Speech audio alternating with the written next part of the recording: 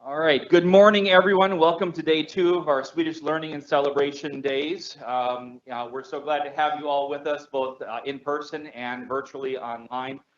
Yesterday, we had some amazing presentations on the breadth and depth of research that's happening at Swedish, as well as the process change and safety leadership and quality leadership that we have here.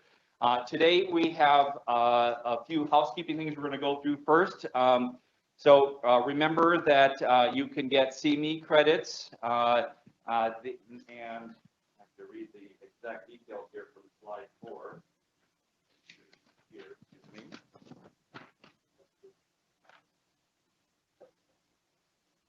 I can't hear you.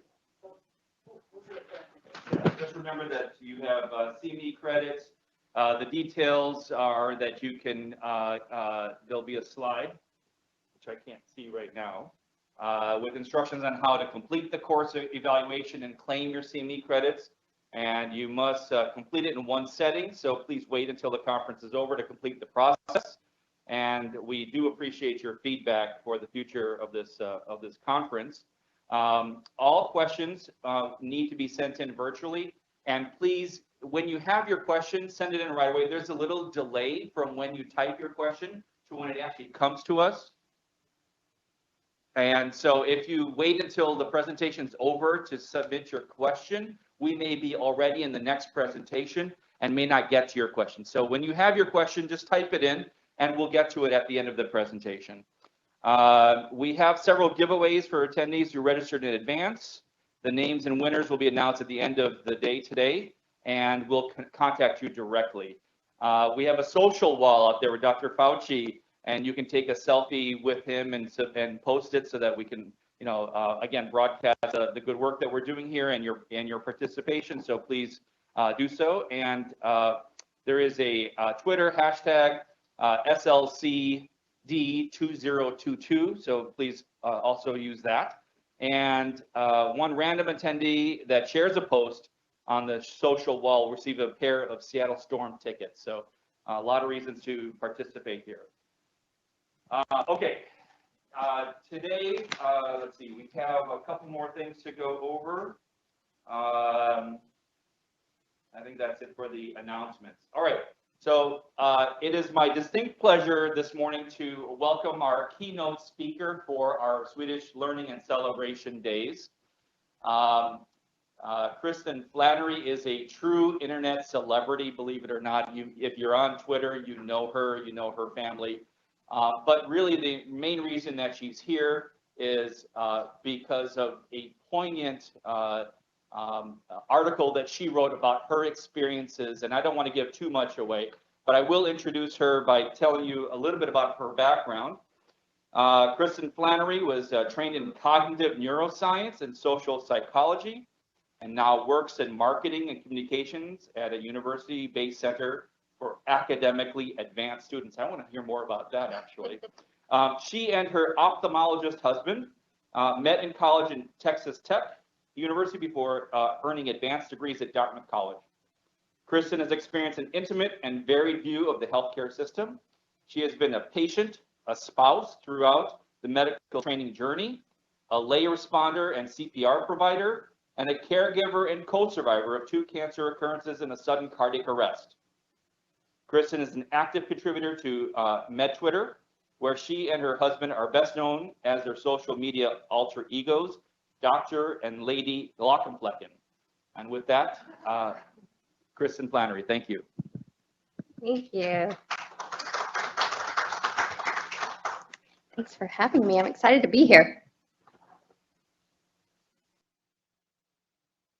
Okay, so I know your theme for this event is the future of healthcare. So I'm going to be talking about forgotten patients and the future of healthcare. For people who are familiar with us on social media, yes, I am married to Dr. Glockenflecken, and yes, I do accept condolences for that. Thank you for your concern. What I am not is any kind of medical professional in any way. So as he mentioned, I went to graduate school for social psychology and cognitive neuroscience, And then I switched gears and applied that knowledge to a career in communications and marketing at a major university. So now at this point, you may be wondering what on earth I could possibly teach you about medicine. And the answer to that is not a single thing. But what I am going to teach you is what it's like to be on the other side of the interactions that you all have daily, what it's like to be on the receiving end of what you may consider to be routine, sometimes perhaps even slightly annoying parts of your job day to day. And for that, I was trained by the School of Hard Knocks through about a decade now of lived experience. Because you see, I was there when Will was in medical school and our first child was about a year old and Will got testicular cancer. I was there when Will was in residency and our second child was about a year old and Will got testicular cancer. Again, not a recurrence of the first cancer, not a reaction to any kind of treatment, just luck that was that bad. I was there for those excruciating days of uncertainty while we waited for our appointment in ultrasound. I was there in that waiting room where we were younger than everyone else by at least 40 years. And I was there in that exam room to see blood flow in those images. I was there for the difficult discussions about treatment, infertility, hormone replacement therapy that would all affect our entire family and how big it could be. I was there for the years of experimenting with the right dosage and forms of medication and the bad moods and the exhaustion that came with it. Let me tell you, it is no joke to live with someone on hormone replacement therapy. It's no joke to be on it either, but I like to say his PMS is usually worse than mine. So that's not a walk in the park.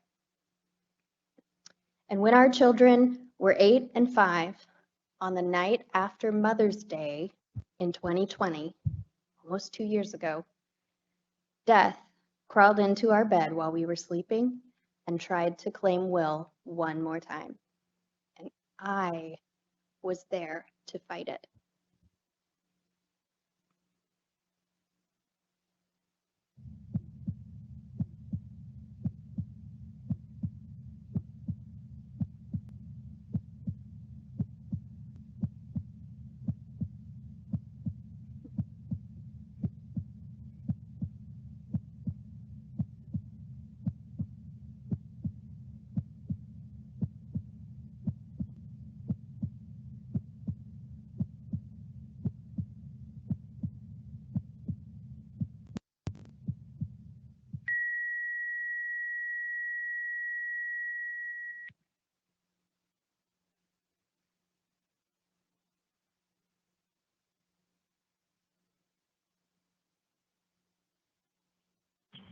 Okay.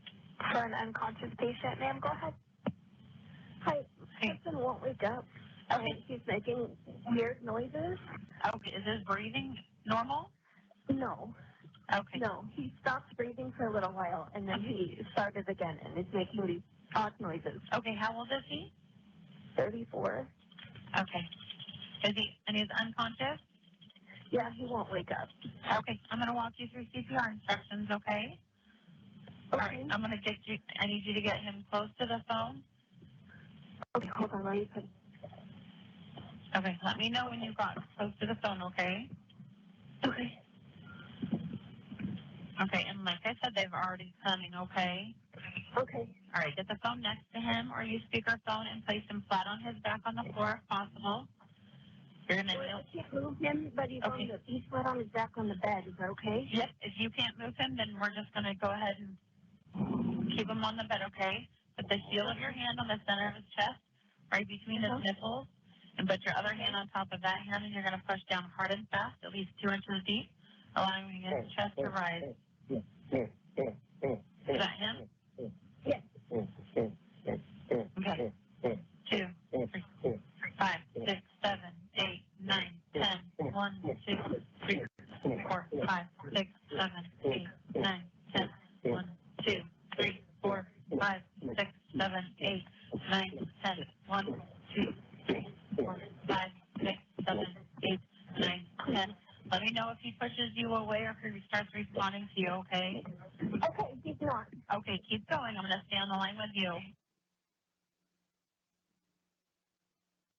1, 2, 3, 4, 5, 6, 7, 8, 9, 10. 3, 4, 5, 6, 7, 8, 9, 10. Do you have any? Is your front door unlocked? No, it's not unlocked. Okay. All right. Keep going, but The garage, they said come in the garage. I can give you the code. 7, 8, 9, 10. I have 2 kids Okay. asleep in the next room. Okay. I don't want to scare them. Okay. How old are they? 8 and 5. Okay. Okay. Keep going, okay? I'll let them know that they have them asleep.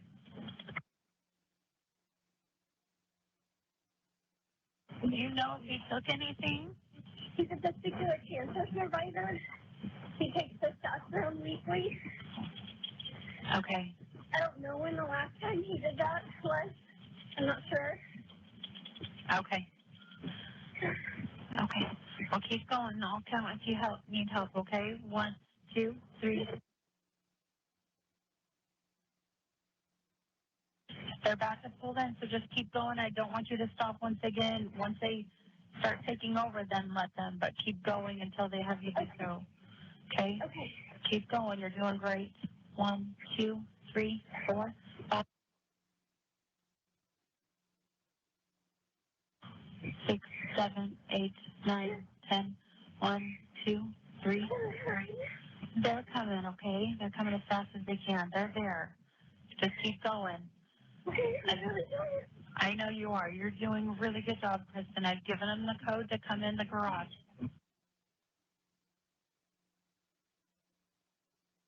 1, 2, 3, 4. Are they here? They're there. I've given them the code to come in through the garage, okay? They've just got to get their stuff. Great. Okay, they're coming. 1, 2, 3. They're upstairs. You're upstairs? Yeah, from the, I think the north side of the house, the side is the back door that they're coming in through. Second floor. Okay. Okay, I've let them know. Okay, keep going. 1, 2, 3. Come on. Keep going until they tell you to move over, okay? Don't stop until they tell you to. Okay, keep going, Kristen. 1, 2, 3, 4, 5, 6, 7, 8, 9, 10. 1, Come in 2. the back. And in the hallway. Keep going, okay? You're doing good. Okay, are they taking over, Kristen? Come in. Okay, keep going until they tell you to move over, okay? I want you to keep going. Okay. I don't know if I can spin. Okay. You can do this. Okay, keep going until they take over. All right, here. Come in. 2, Here, 3, there's a 4, light. 6, 9, 10. 1, 2, 3, 4, 5, 6, 7, 8, 9, 10. Keep going, okay? 1, 2, 4, 5, 6, 7, 8, 9, 2. Keep going. 1, 4, 5, 6, 7, 8, 9, 10. Okay. All right. Well, Kristen, I'm going to go ahead and let you go, okay? Thank you for your All right. You're welcome. Okay. All right. Okay. You're welcome. Bye-bye.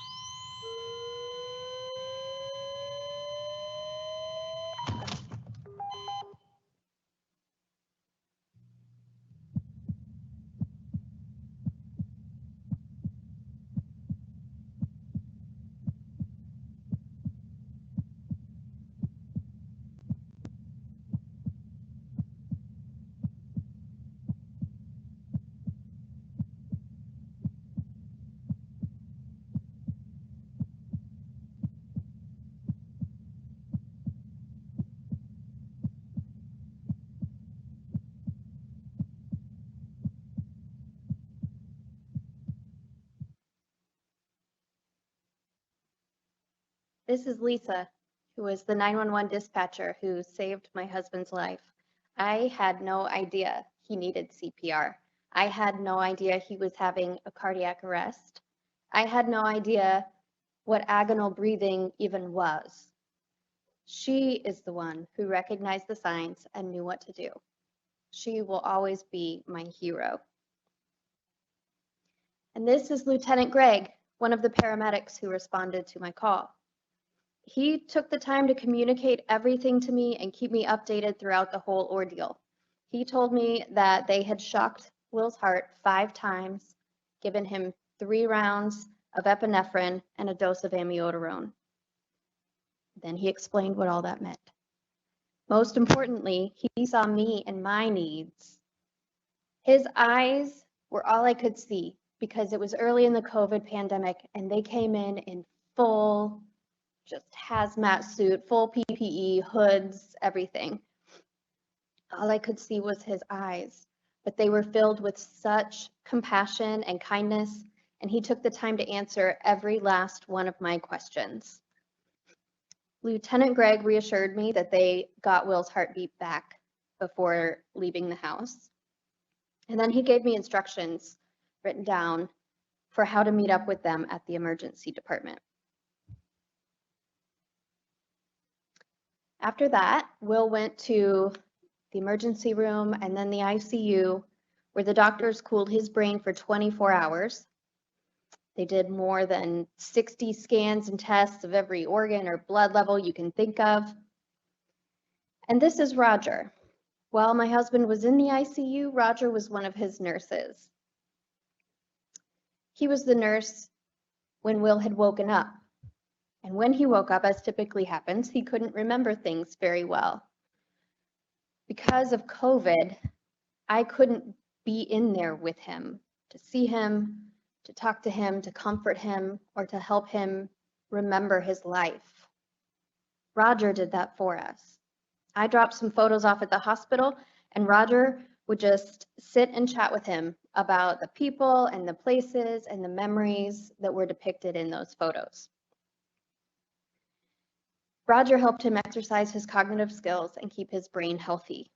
He also made sure to call me often with updates not just about my husband's medical care, but also about his emotional well-being.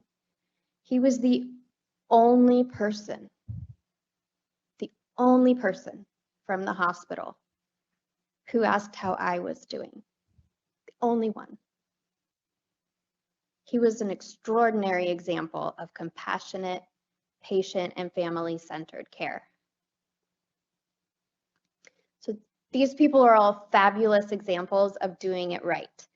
They were compassionate, helpful, supportive partners to me during the absolute worst days of my life. They saw me and my needs and gave me what I needed in those moments. Things like frequent updates.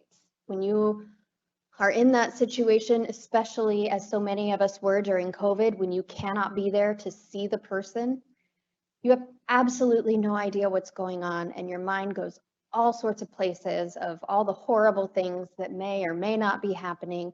Frequent updates really help to keep all that at bay and help you just know what is actually happening so you don't spiral into what is not. They took the time to explain in plain words what things meant, words that are jargon, but that you use so much in your day-to-day job that you can kind of forget that they are jargon. You know, it's the curse of knowledge, that you can forget what it's like to not know what you know. They took the time to explain those things to me in a way that honored my intelligence, but let me know what was going on.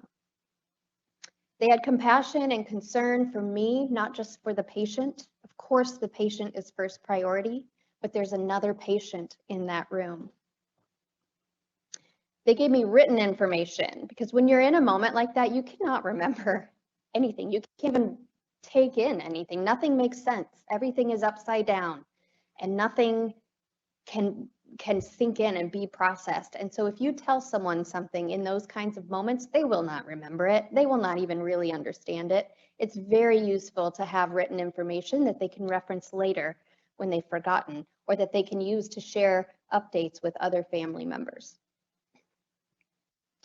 And they gave me words. The words are so important, and the words that you say really matter, and the words that you don't say really matter. And I'll come back to that in a minute. But there were also many things that only made it worse, things that added unnecessary trauma and suffering during an already horrible traumatic time. And they didn't have to happen. It all boils down to not seeing that I was a patient of this event as well, not in the traditional sense, not the patient with a capital P. This did not happen in my body, but it very much happened to me too. When I got to the hospital, it was early in the COVID pandemic, and so, this is understandable. People were still unsure of how dangerous COVID exactly was. Protocols were still being put in place. Everything was very confused, and no one quite knew what to do, and they didn't know where to put me. I was allowed in as an end-of-life case after I provided the documentation from the paramedics. And then they put me in a waiting room in the imaging department. And I always, when I'm speaking to healthcare professionals, I always like to ask to see, can anyone guess why that was a huge problem?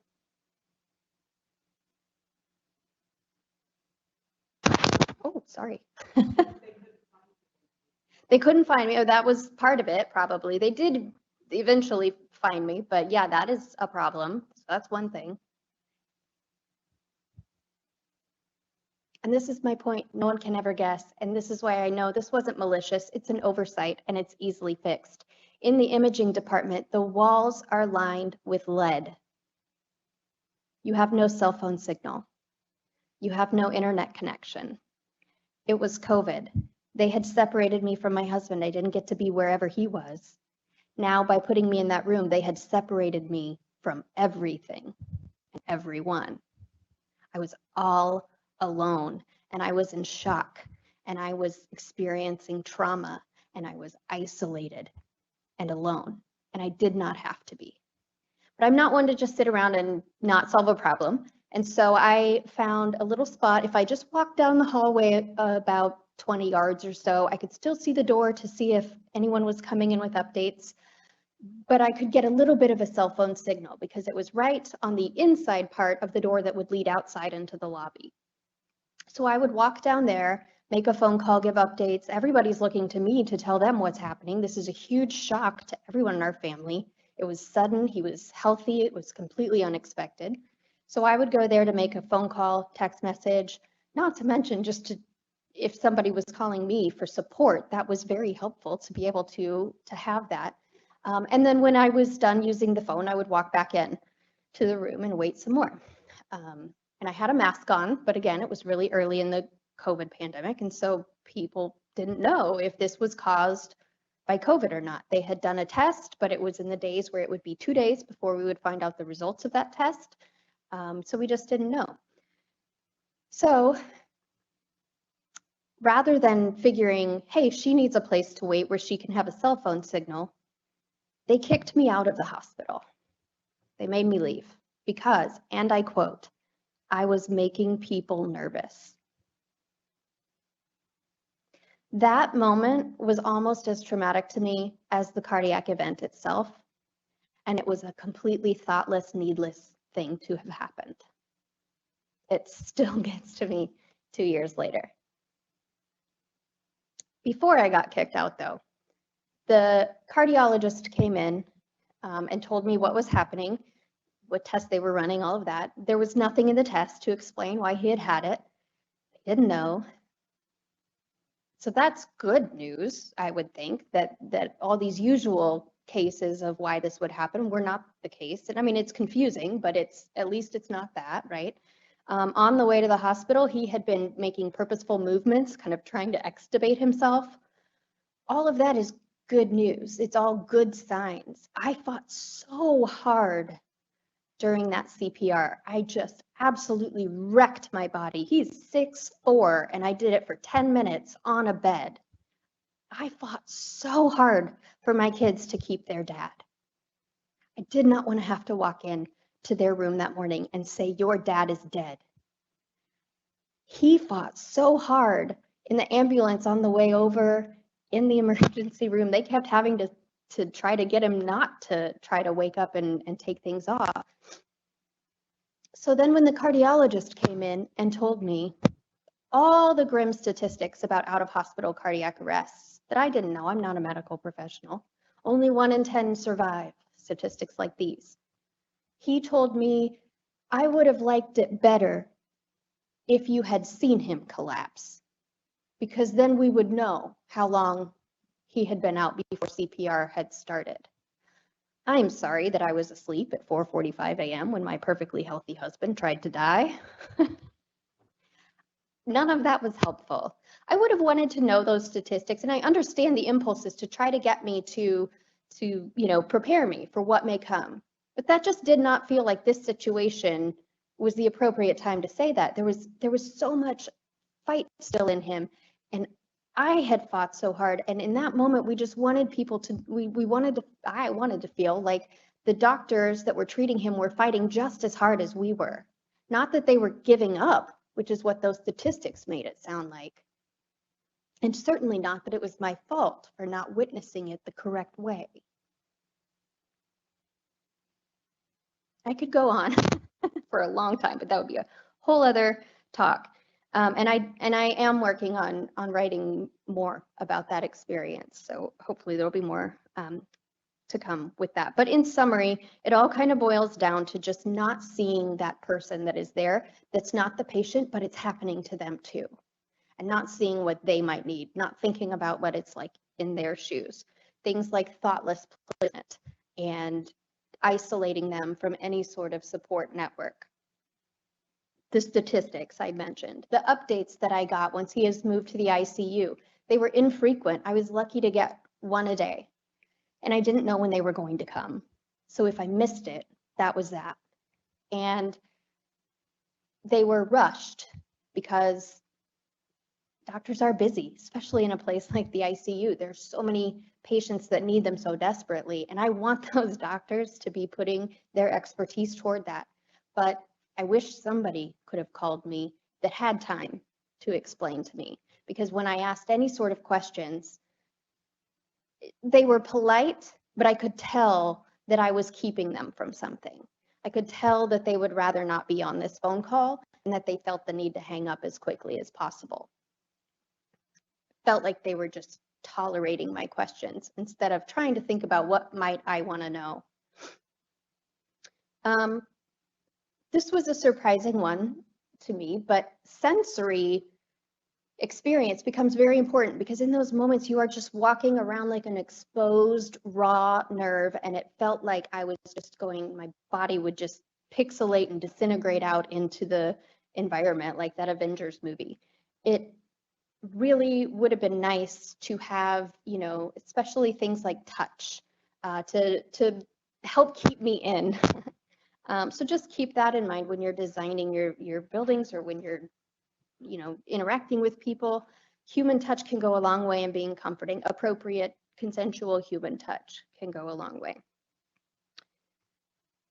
So once Will had woken up, and thankfully he came home physically and neurologically intact, then I could finally exit crisis mode. But in its place, something really strange settled in that I had never experienced before and haven't yet experienced again. I wrote about that experience in the November 2021 issue of the Journal of Cardiac Failure.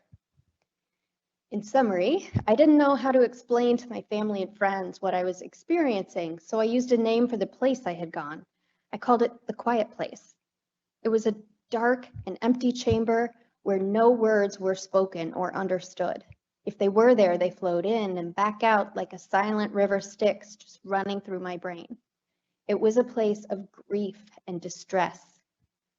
Those of us who have survived trauma need our healthcare providers to meet us in our quiet place. We need them to find their way into that dark chamber, light a candle, and fill it with the words that build a bridge for us to walk out. These were my bridges. Words that explained what had just happened. This is a screenshot of a guide by paramedic in Canada called Paul Snobelin.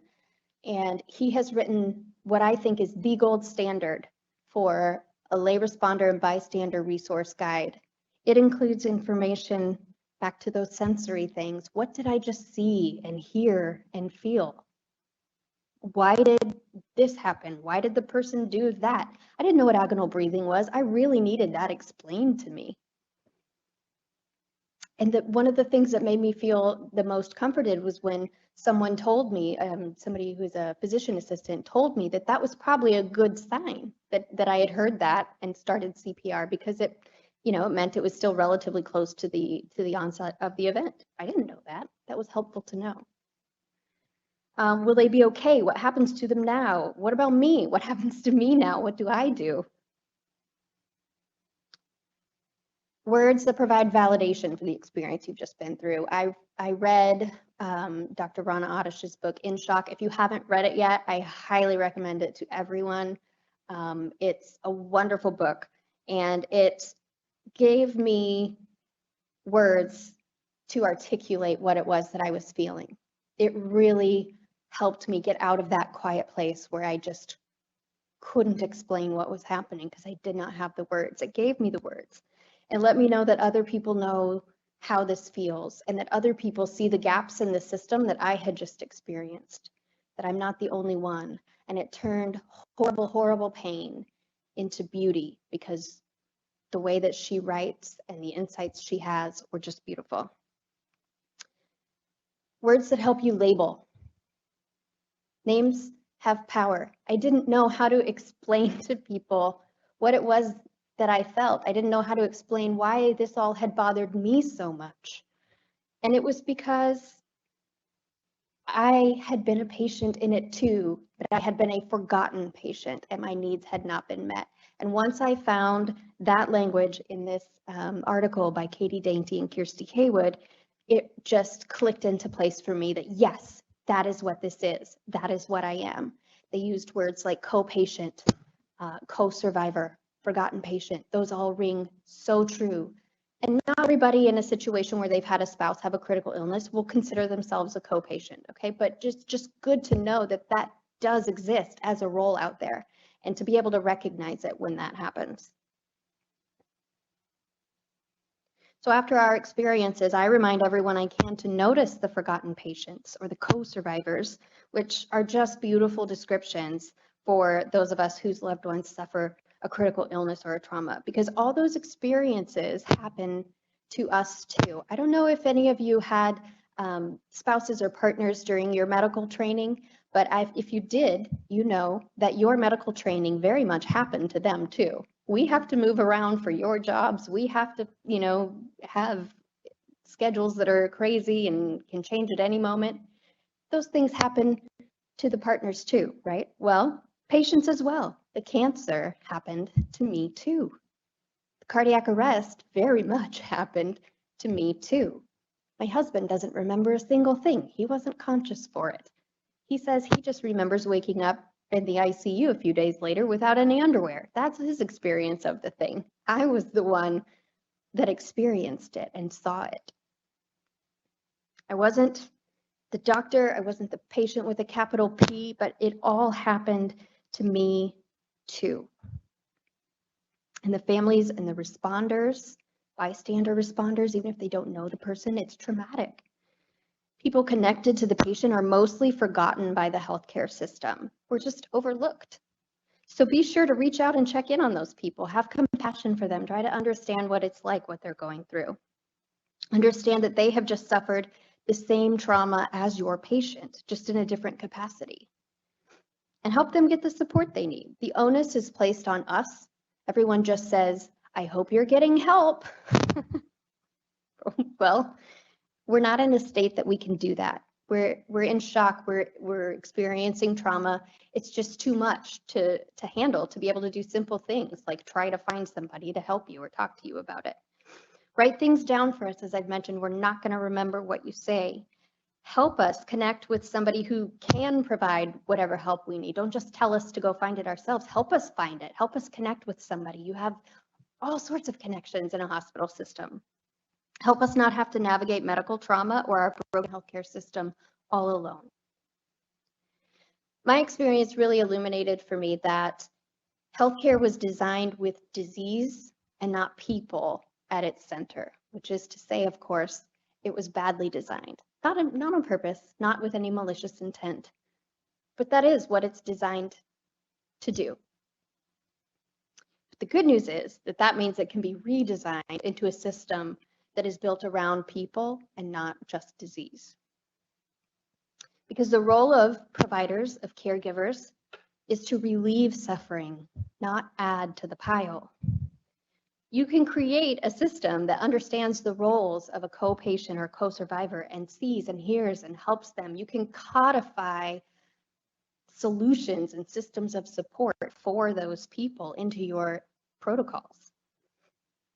You can be informed by the biology and psychology and neuroscience of shock and anxiety and trauma to know how to interact with them better. So, back to the future of healthcare then. The future of healthcare should include designing unnecessary suffering out of the system. So what could that look like? How would we get there? The good news is that you don't have to reinvent the wheel. I know you guys are already doing so much every single day. You are so busy and overwhelmed and overworked, and it's not fair to any of you either. So I don't want to put any additional undue burden on the healthcare providers, but you can draw from systems that already exist within healthcare. It's really more about being a little more thoughtful and intentional about connections within your system. So in order to show you my vision for the future, we have to take a brief dip into the past. This is Dr. John F. Wood. He was a beloved obstetrician just down the interstate in Portland. He lived in a little town in the suburbs, and his community simply called him Doc. I called him Papa because he was my grandfather. He was an innovator, he was a savvy businessman, and he had an intuition for people like no one I've ever seen. In the 1960s, he actually invented the plastic Mightyvac extractor cup that is still used today in obstetrics. He improved upon, existing solutions at the time for delivering a baby that had gotten stuck. But more relevant to this discussion, he was a pioneer in the concept of birthing centers. He noticed that at the time, many pregnant people were dissatisfied with what was the accepted practice of the time, which was to be separated from their partner and their family and to be taken away to a cold, sterile delivery room where they were put in stirrups and sedated until they gave birth. Not surprisingly, people didn't really enjoy that. This method often resulted in groggy babies, injured mothers, and high risks of staph infection that had become a real problem. So instead, many families decided to stay together in their homes to deliver babies on their own. And that also, as we know, leads to complications sometimes, but then there's no doctor present to help. So since people seem to prefer home deliveries, my grandfather noticed this, and he redesigned the birthing rooms in his clinic to be as home-like and as comfortable as possible, and he invited the fathers in. There was cozy furniture, there was soft music, a place for the family members to sleep, and even a steak dinner for the mother once she felt up to eating. The result was smoother deliveries, lower infection rates, and faster patient discharges. He delivered over 500 babies per year there, myself included. That baby is me. And these are memories of the birth center from my family members, my mom, my aunts and uncles, who all delivered babies there as well. And my grandfather helped start a movement that eventually swept the country, allowing me to deliver my babies in a similar fashion decades later. So back to that wheel. As the physician, you don't have to do everything. As the nurse, you don't have to do everything. No one person has to do everything. You don't have to do a whole bunch of new things that add to your already overly full caseloads. You can lean on your colleagues in other areas who are trained to handle issues that come up. If we step back and examine things from more of a systems design perspective, we can combine and draw from elements that already exist within the healthcare system. We can break down the silos that are just everywhere in healthcare and try to make connections. So what might effective co-patient care look like? What existing systems could you draw from? These are just some ideas from someone who has lived experience. I would imagine that you all could come up with even better ones, but just to get us started thinking about it. From birth centers, we could bring in these elements. Hospitals today deny patients and co-patients so many aspects of their dignity and their humanity. So build it back in. Provide a soothing and supportive environment for those of us who are interacting with the healthcare system as walking raw nerves in a state of shock, trauma, anxiety, despair, confusion. Like my grandfather discovered, if you do this, you will likely have better outcomes. Your academic colleagues in psychology, psychiatry, neuroscience know so much about the effects of shock and trauma on people's ability to function. And understanding the mental and emotional state that patients and co-patients are dealing with can help you provide better care to them and can help them give you better information. It will help you communicate with them more effectively. And as an added bonus, a little work up front in this area may reduce the number of phone calls you have to make later. Child life specialists have already paved the way in co-patient care. They support the family as a whole, not only the pediatric patient. Why do we think people stop needing this when the patient is an adult family member? I don't understand why we don't have adult life specialists, other than probably financial reasons. Your colleagues in palliative care have also figured a lot of this out already. They don't just provide hospice care, that's just a subset of palliative care. Their main purpose is to relieve suffering, which is exactly, of course, what any patient or co-patient needs. Partner with palliative care for both the patient and the co-patient or the family to figure out what might help relieve the suffering that those people are in. You'll notice in here a lot of solutions that have to do with words, social support, and the sensory experience.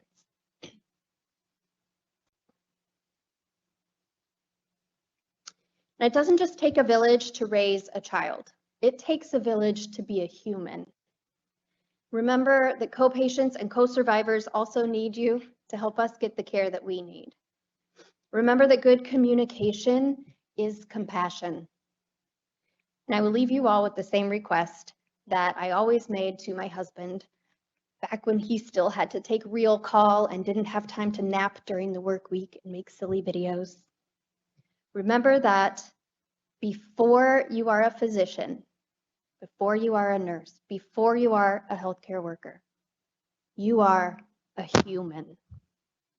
When you encounter someone like me in your work, remember our shared humanity, person to person, and do no harm.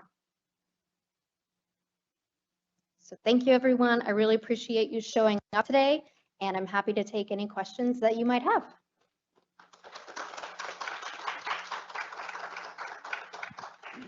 Thank you, Kristin. That was as amazing as I expected it would be, given the experiences that you've been through. We do have a couple questions. Are there any in the audience before we get to the ones in the chat? If you come up, let me know if you come up with any questions. The first question from the chat, Kristin.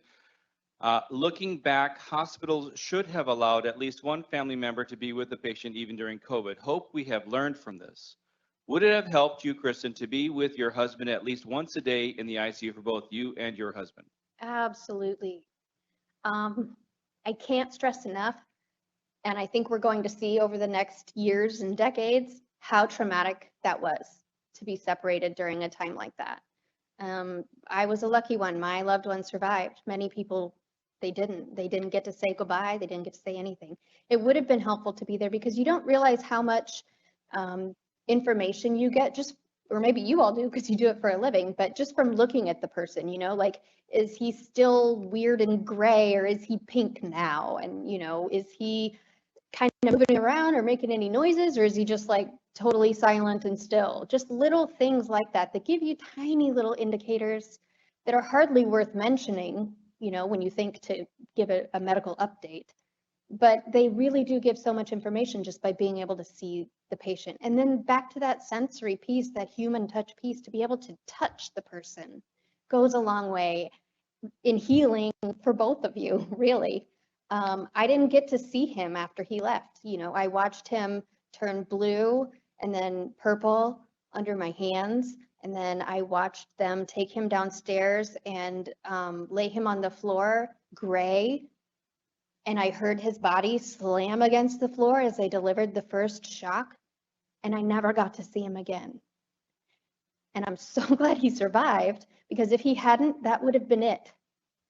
I wish, you know, if that had been it, I would have wished so bad that I would have gotten to at least hold his hand and say goodbye and have some sort of closure. And even with him having survived, I still wish I would have gotten that. But those types of things are the things that you can get by being in that room with the person. A couple comments, not questions. Number one, wow, this was so moving, and I would agree this was really a life-changing experience for you and for people that you shared with. Second comment, I overwhelmingly agree. Many caregivers who have direct contact with patients really need to hear this, and I presume that has to do with much of the negative experiences that you had when you were waiting in the imaging department. Are there questions here in the audience? Yes, we can step back. If you could use the microphone in the back, please.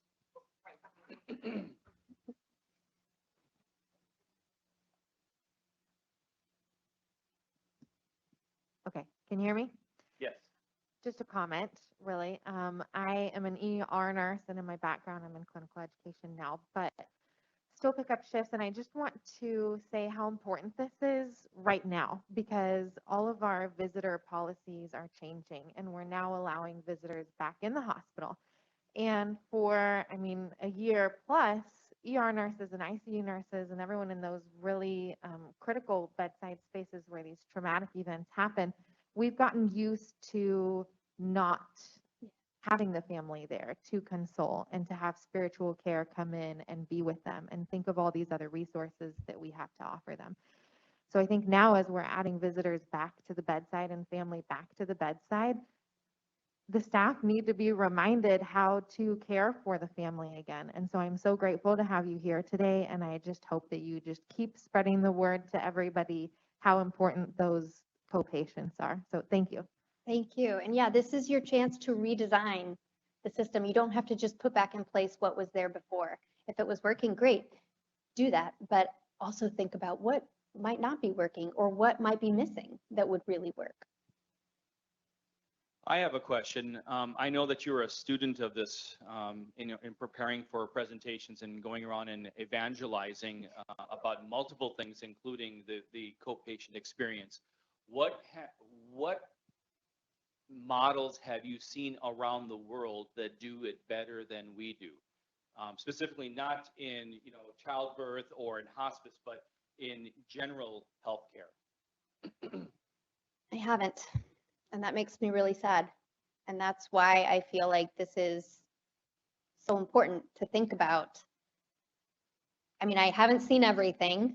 I haven't been around the whole world, but I have been looking for 2 years and I have found nothing.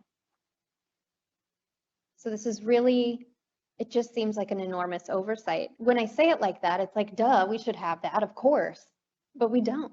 And I think it comes back to a design issue. Right? Like I said, it was designed for disease and not people. So let's redesign it for people, not just disease. And yeah, I would love to hear, if you guys have, you can DM me after or come up to me and tell me, but I would love to hear, thoughts from actual professionals about what you think we could do. That was my best guess.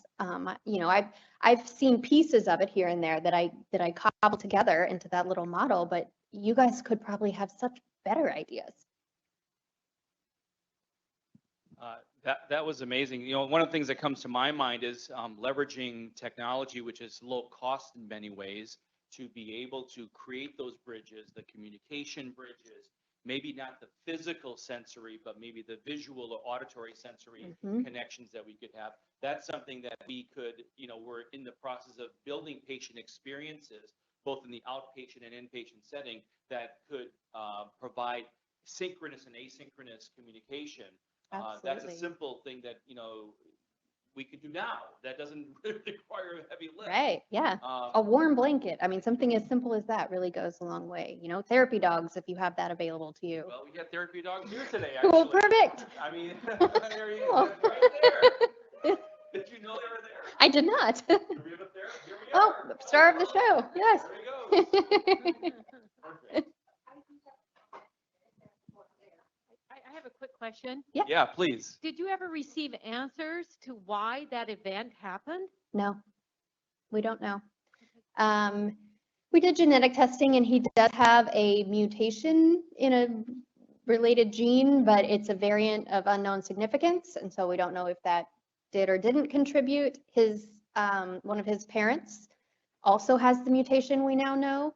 And they are very healthy and have not had heart problems. So that's a good sign. That's hopeful for us. And our next step, I have the kit waiting right now in my bathroom and I have to pluck up the courage to use it, is to test our children. And that's another whole chapter of this that's very hard, is to know, will this happen to them too? And what will happen if nobody's right there with them like I was, you know? So yeah, it's not a discrete event by any means. It's continuous.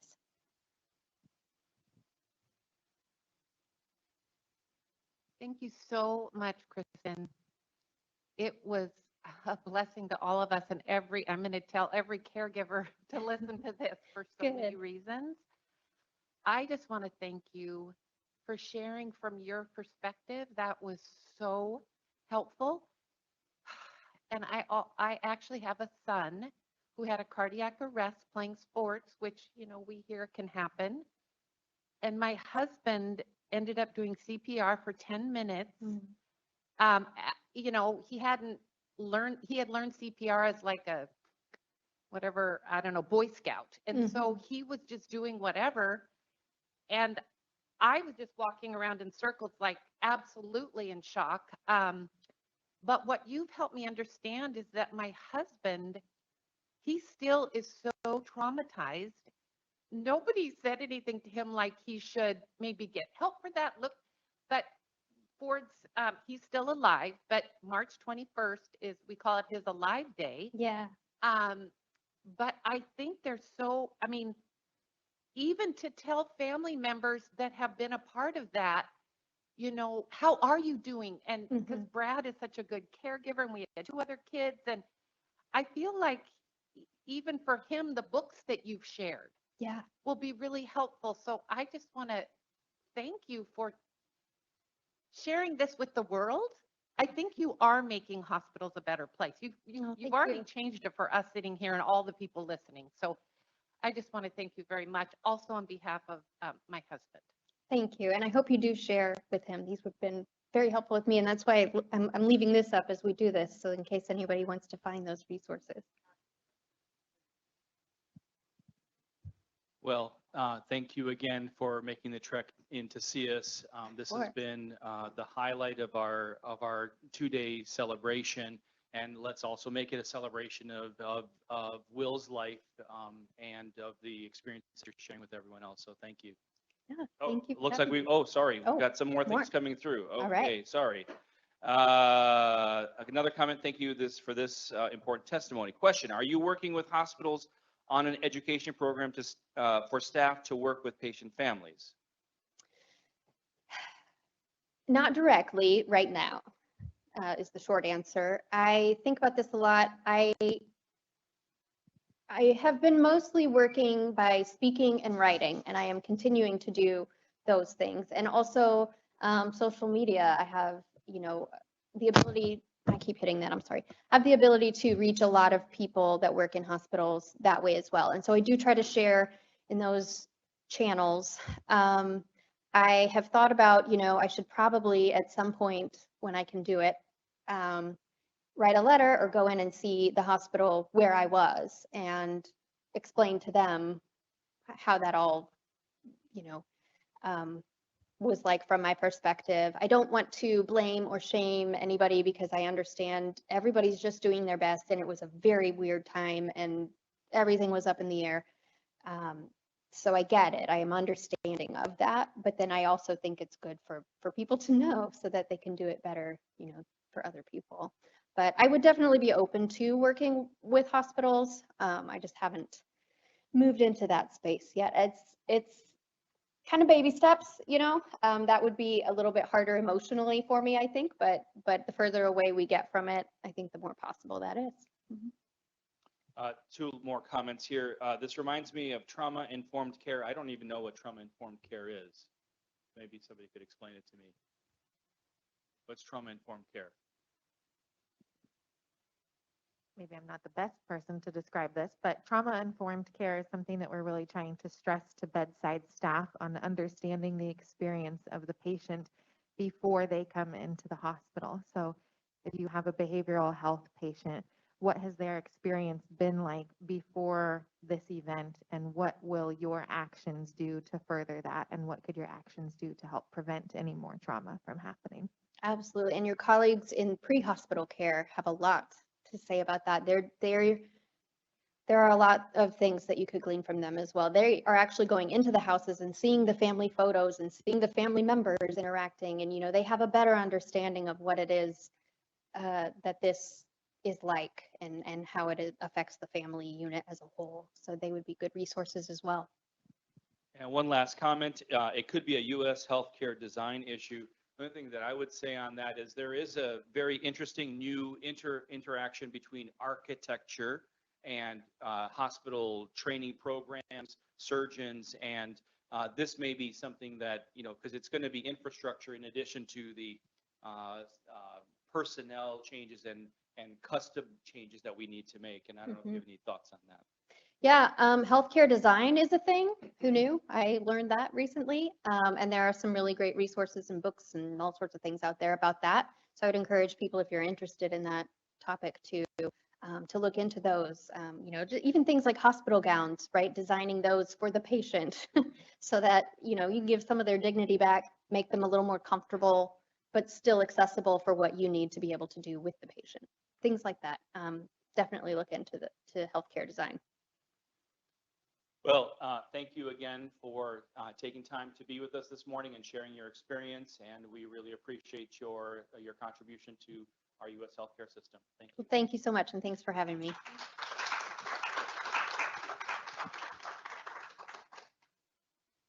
10-minute break. Oh, we're gonna go straight to the next presentation because we're running a few minutes behind due to technical issues earlier on.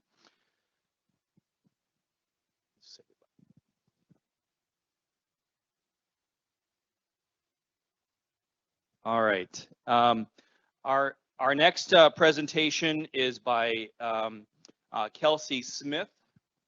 Kelsey is a healthcare administrator and a clinical social worker with extensive experience in the field of behavioral health. She has clinical experience working with mood and personality disorders, anxiety, ADHD, eating disorders, chemical dependency, personality disorders, and developmental disorders. Kelsey is a licensed clinical social worker with experience in multiple environments, including private intensive treatment settings, state-funded residential facilities, and large integrated healthcare systems. More. In addition, we have Jenny O'Donnell, who is a psychologist and is the medical director for behavioral health integration at Swedish. She has worked for Swedish since 2015, helping to grow the primary care behavioral health program. And her research has focused on provider well-being and burnout prevention.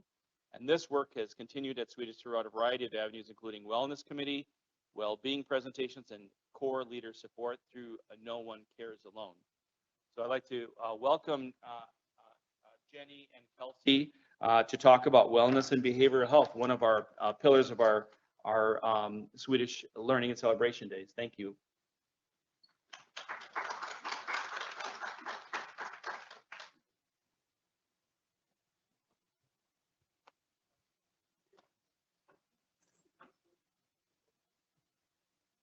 Hi, everyone. Thanks for having us. We're going to be pulling up our presentations. We'll be ready in just a moment.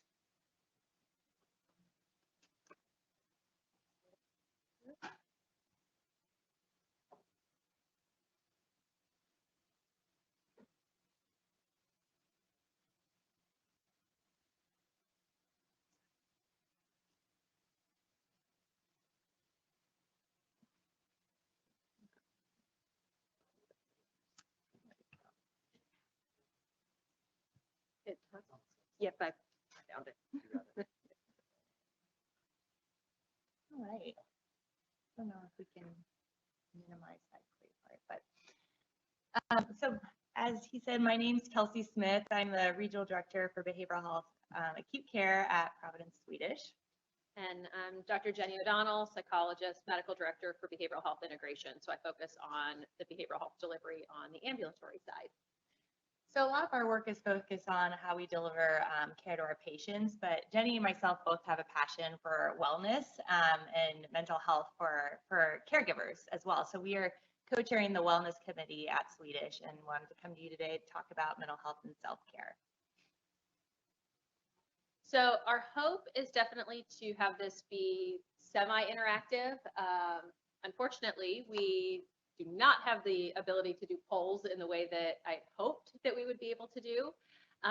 So in the chat, they're going to place a link for a poll that we have started to use. So I started to collect some information prior to today so that we could at least share some of what our Swedish colleagues are experiencing around wellness and self-care. So offer the link there for you guys to also include your pieces of information. So definitely, if you are here in person, log on to the chat. So you've got the QR codes behind your chairs, because we will be pulling those chat responses up here later. So I just want to set the tone with a quote by a social worker like myself, Renee Brown. She's a researcher, has done a lot of research on vulnerability, connection, community, and well-being. And she is someone that really has pioneered this idea of wellness and vulnerability. She has some TED Talks and as well as books. Atlas of the Heart is her most recent one. And one of the quotes that she says that really sticks out to me is, in a society that says, put yourself last, self-love and self-acceptance are almost revolutionary. So just a food for thought as we continue on this journey of wellness in this presentation. Yeah, and I wanted to call back to a comment that was made in the keynote, which is a very difficult thing to follow. But she made a comment about before we are physicians, before we are nurses, before we are healthcare clinicians, we are humans.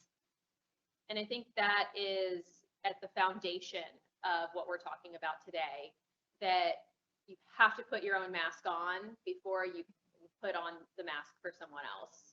So I think everything that we talk about is going to be coming back to that piece about humanity and identifying that you cannot give from an empty well. So what I would like for you guys to do is to do a 2-word check-in. This again is from Renee Brown, who we're really big fans of. So she starts all of her meetings with a 2-word check-in. And again, this is where the chat would be really nice to have a little bit more accessible. But I want you guys to think to yourself, how are you feeling in this moment? Especially if you were present during the keynote, how are you feeling coming out of that? That was a really heavy and powerful conversation. How are you feeling in this moment? So I want you to do a check-in for yourself. If you are here in the audience and would like to kind of shout out what your 2 emotion words are, that would be great. But put them in the chat or just think to yourself. But it's really important for us to think about where are we at as we come into this space, as well as if you use this in meetings, if you use this in huddles, it's a really great opportunity for leadership to keep their ears open and say, you know what? Kelsey's usually talking about how hopeful she is and how energetic she is. And today she mentioned that she's feeling frazzled. So I'm going to loop back with her later and I'm going to check in and see how she's doing and what that frazzled comment was about. So we invite you guys to do your 2-word check-in here in this moment. And we've got some fun feeling faces to give you some ideas. Kelsey, what are your 2 words? I would say excited and anticipatory for this time. How about you, Jenny? I think I am anxious, as I always am, giving public presentations, but also hopeful for what this celebration is bringing to our community. I'm feeling sad and happy at the same time. Yep, and those emotions can happen together. How about for others? Go ahead. I'm feeling so frustrated and happy. Excellent. Thank you.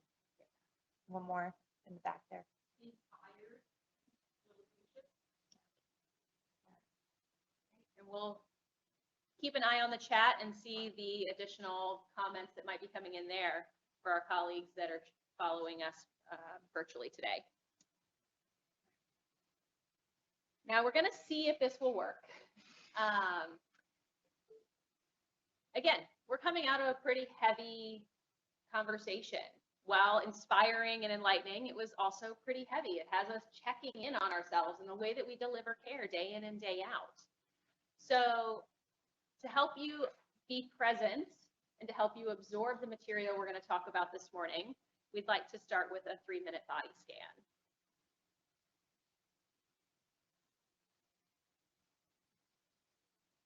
See if the audio will work.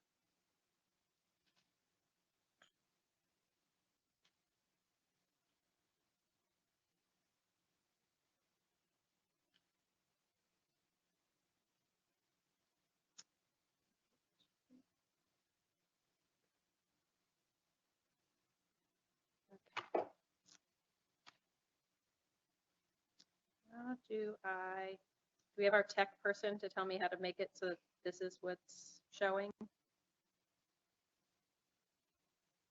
Actually, don't need. Welcome to this 3-minute guided body scan. We don't need. Start by sitting comfortably with a straight back and close your eyes. Take a few deep breaths in and out to ground you in this moment. Feeling your breath as it enters your body and as it leaves your body. As the breath flows in, follow it in. Then as the breath flows out, follow it through to its completion. With each out-breath, let your body become heavy, sinking deeper into your chair. Now bring your attention to your head, feeling into your scalp, the forehead, and temples. Observe your eyes, cheeks, your ears, jaw, and chin. Breathing in and out, letting all tensions release. Now lower your focus to the neck and shoulders, letting them soften.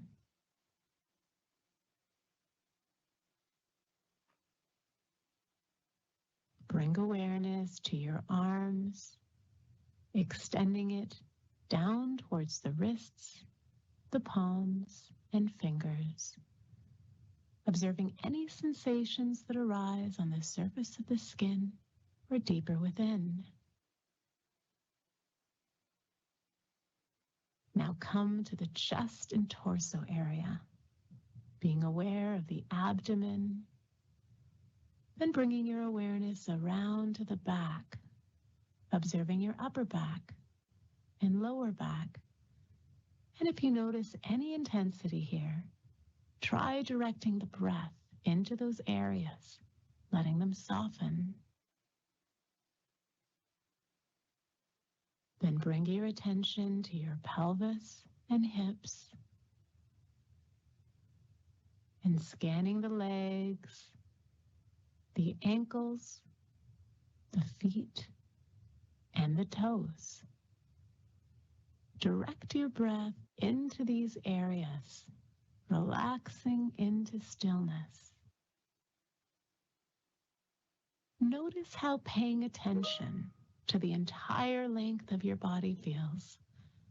Then, when you're ready, bring your attention back to the room and slowly open your eyes. All right. Back to this. All right. So hopefully you guys are now in a calmer state and are able to be present as we move into more of a conversation about well-being and self-care. So the American Psychological Association does an annual work and well-being survey. And in 2021, there were over 1,500 surveys conducted.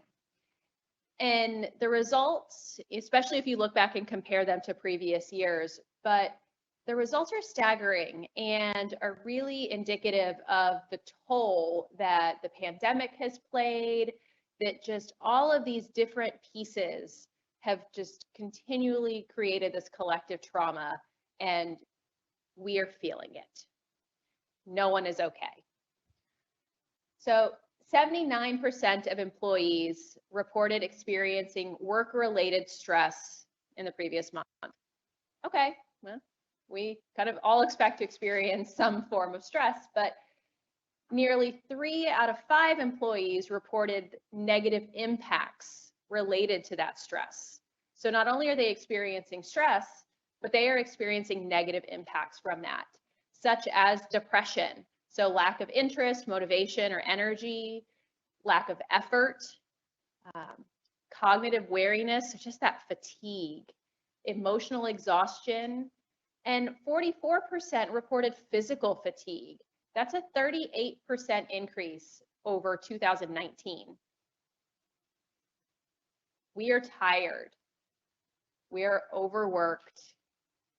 We are just constantly on the go, and we're struggling. So I think I want to put this up because I think it's important for us to recognize that everyone is experiencing this, and there is not going to be one single fix. One disclaimer that Kelsey and I have talked about is emphasizing that our discussion today is really focused on personal self-care, personal well-being, and the efforts that you can take in your own care.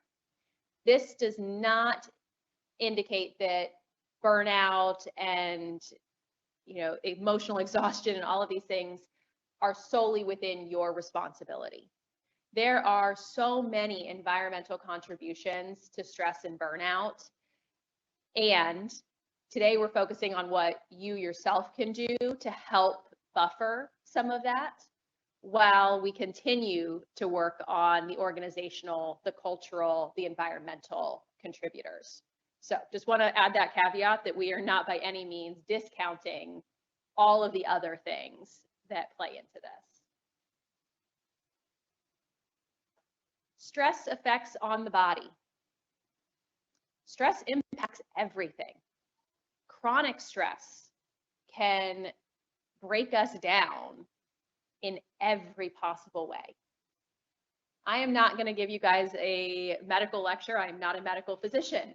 I'm not going to go through all of the ways that stress impacts the body, but I really wanted to highlight here that stress can and does show up in every system.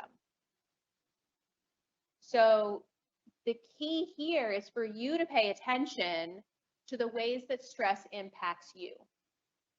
So when I've done research with providers and therapists around their own self-care practices, one of the things that came up time and time again was that they had to have an awareness of when their body was telling them that they needed to do more. They needed to take a break. because we listen to our body much more easily than we listen to our emotional state, than we listen to what we cognitively know. We go, I've got time, I'll do that later. This is a higher priority. I can't pay attention to that right now. I can't take a day off.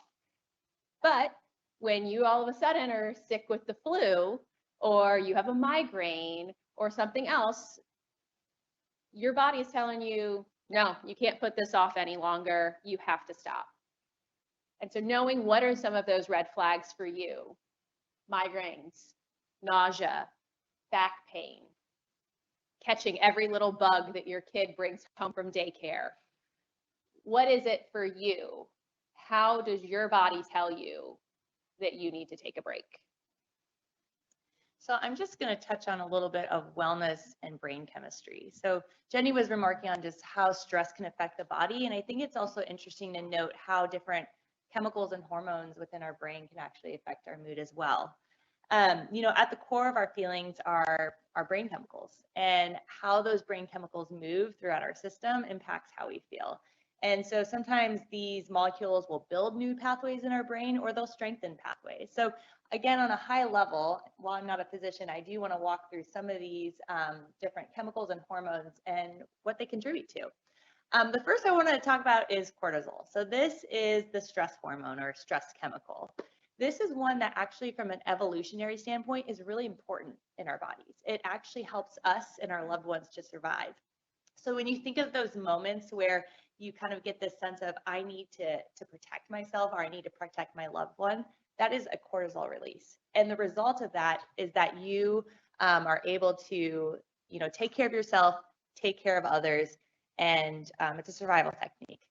You know, cortisol also helps with other things such as sleep, blood pressure, you know, mood regulation. So it's a good thing. And we talk about this idea that stress can be a good thing, and we term that usually called eustress. So a good stress that leads to us protecting ourselves. When it gets bad is when cortisol is released extensively. So you may experience kind of this heightened sense of, I need to do something, or I'm stressed out about something. And if it doesn't go away, you feel that tightness in your breath or chest and shortness of your breath. That's when cortisol is building up and leading to stress. And this is what we most often associate with stress is we experience anxiety and depression. A lot of cortisol can lead to headaches or heart issues or memory or cognitive issues. So that is one of the chemicals that we experience internally. Then there are happy chemicals. So dopamine is a great one. It leads to excitement and joy, the feeling that you've accomplished something or you've experienced something. Even walking into this learning celebration days, just coming across the therapy dog, I instantly felt a release of dopamine. So that's one of the happy chemicals that we experience. So when you have those moments and you kind of feel that warmth and energy, that's probably dopamine. Another one is serotonin. So when you feel appreciated or respected, it's another kind of feel-good chemical. And actually, a lot of medications around depression are serotonin reuptake inhibitors, or SSRIs. A third kind of positive, happy chemical is oxytocin. So when we think of that, we usually think of childbirth or nursing or intercourse. And this chemical, when it's released, you feel connected to another individual. And then lastly, there's endorphins. This is another chemical that you almost feel kind of this exhilaration. You know, if you've run a race or you accomplish something at work or you're on a theme park ride, you get kind of that rush of energy. And it's another thing that kind of brings you a release, and it actually can help with pain. And so you hear sometimes those adrenaline junkies that just love that thrill.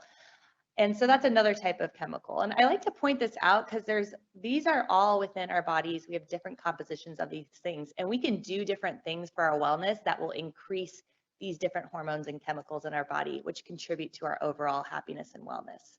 And I think another thing to point out with this is Jenny was mentioning, you know, this emphasis on physical health, but sometimes we forget our mental health, which I'll touch upon later. But sometimes there's kind of some shame or embarrassment around feeling anxiety or feeling down. I think it's really important for us to know that we all have these chemicals and hormones within our bodies, and it can contribute to our mood, and to normalize that experience. Also, when we think about the past couple of years, how we've faced a worldwide pandemic, and in particularly in healthcare, when we've constantly been alarmed or on edge or alert, because of redeployment or trying to save patient lives, trying to protect our own and our families. We've had a constant release of cortisol, which can lead to a lot of anxiety and fatigue. And so this goes to our next point, which is a key takeaway. You are not alone, and it is okay to not be okay. I think we want to just keep repeating that. And I've been saying it in so many presentations. I know Kelsey's been saying it in so many presentations, but it is okay to not be okay. And I think it's really important to highlight that as healthcare workers, there's this feeling I know sometimes I get where I feel like I need to be okay, especially working in mental health. I think, oh, I should be strong, I should be fine. But we all have our struggles. We have gone through a lot of stress, and it's okay to not be okay. And I want to come back to this idea of emotional first aid. Jenny was talking about how when we have a physical ailment, we will work right away to address it. I know I have a 10-month-old and we just started daycare, so we're going through the throes of daycare sicknesses. And every time he starts to feel something, I will look up and Google every sort of intervention I can do for him and myself to keep us healthy. But then when we talk about stress or feeling down or exhausted, we don't always focus on those things so wholeheartedly. Yet, this is the key to wellness and actually physical health as well.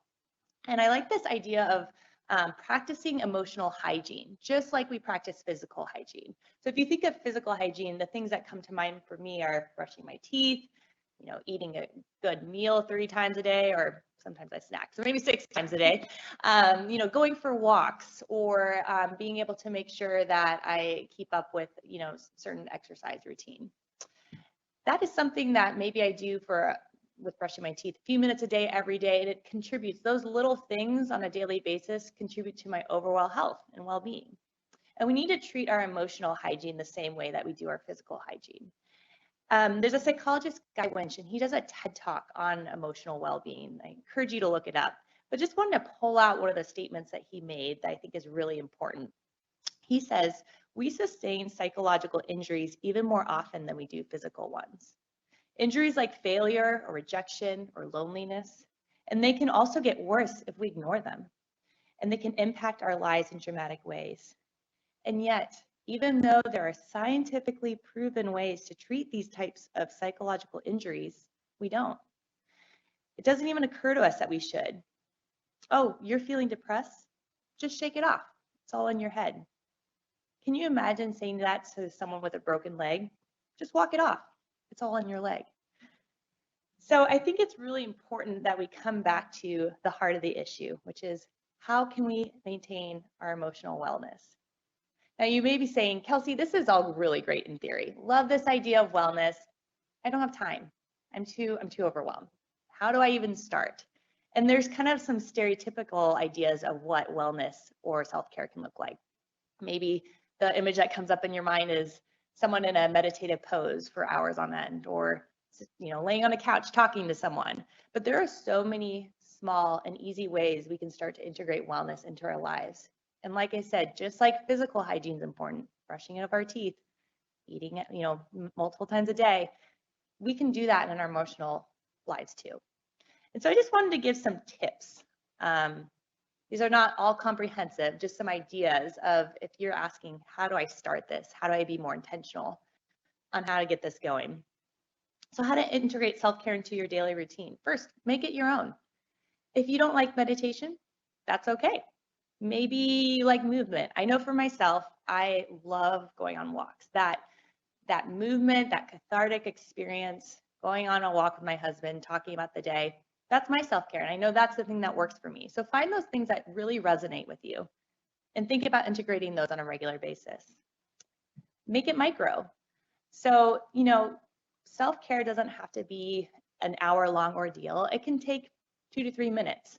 If we think about that meditative movie or kind of audio clip earlier that we were doing, that was a 3-minute clip. We take probably 3 minutes to go to the bathroom, right? So how can we do those things in kind of micro doses? And again, when we do it in micro doses, it contributes to our overall health and well-being. Make time in your agenda. So this idea of I don't have time, very understandable. I always feel that way as well. So how can we integrate it? For me, right now with Seattle and traffic, being new to the area, I found ways to integrate it on my commute in and out. So I have certain podcasts I really like, or that new album that really I enjoy to listen to. So that's a way I've made time in my agenda, or waking up a couple minutes earlier, even though I never want to wake up a little bit earlier. Once I do so, I feel really glad I tried. Another thing is experiment. You know, as I was saying, you may have your go-to things, and maybe try some new things, whether it be going outside, getting a cup of coffee with a friend. You know, trying new things can be really helpful just to kind of expand your repertoire of self-care. And if you don't know what to do, share your practices with others and ask other people what they do. I know sometimes I've asked people like, hey, what do you typically like to do on the weekend here in Seattle? I'm new to the area, and it's been great to get tips, and that's helped me kind of integrate self-care on a regular basis. So as Jenny was saying earlier, we did a poll because we wanted to get feedback from our Swedish family here on self-care practices and you know, just kind of tips and tricks and kind of current state. So one of the questions was, how often do you engage in self-care? And I think we had, was it around 50? We had about 50 responses. 50, prior so it's to this. statistically significant. So when we got that response, you'll see in orange, most people said daily, which was really encouraging to see. A close second was a few times a week. Then it was weekly, then multiple times a day, and then rarely. So I think it's interesting just to look at this in terms of kind of maybe taking your own temperature and seeing how often am I encouraging myself to engage in self-care. So this is a word cloud that was developed from the poll. So one of the questions was, what is your favorite self-care activity? And in my experience working with individuals trying to think about well-being, one of my biggest takeaways is redefining what constitutes self-care. For some, it may be hobbies. For some, it may be walking outdoors. You can see walking outdoors are some of the bigger ones in our group. But those are relevantly, sorry, I'm losing my train of thought. Those are things that we can absolutely do, but they take more time. To Kelsey's point, brushing her teeth, that's a physical hygiene thing, but maybe eating and making sure you get your 3 meals a day, or making sure that you get 8 hours of sleep.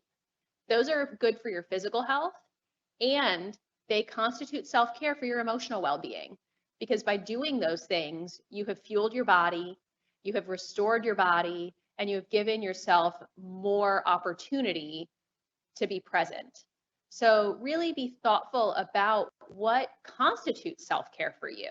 And again, this is an example of some favorite activities that our colleagues have, but really thinking about what fills your bucket. Maybe it's massages, maybe it's petting the dog, maybe it is having family dinner. But give yourself credit for all of the things that you do day in and day out. So my hope is that if we were to do this survey again in a year, that individuals would have a different concept of what constitutes self-care and be able to, with confidence, say, I engage in self-care multiple times a day, every day.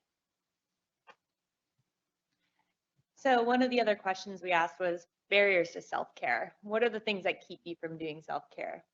And I think if we all look at these responses, it's not surprising.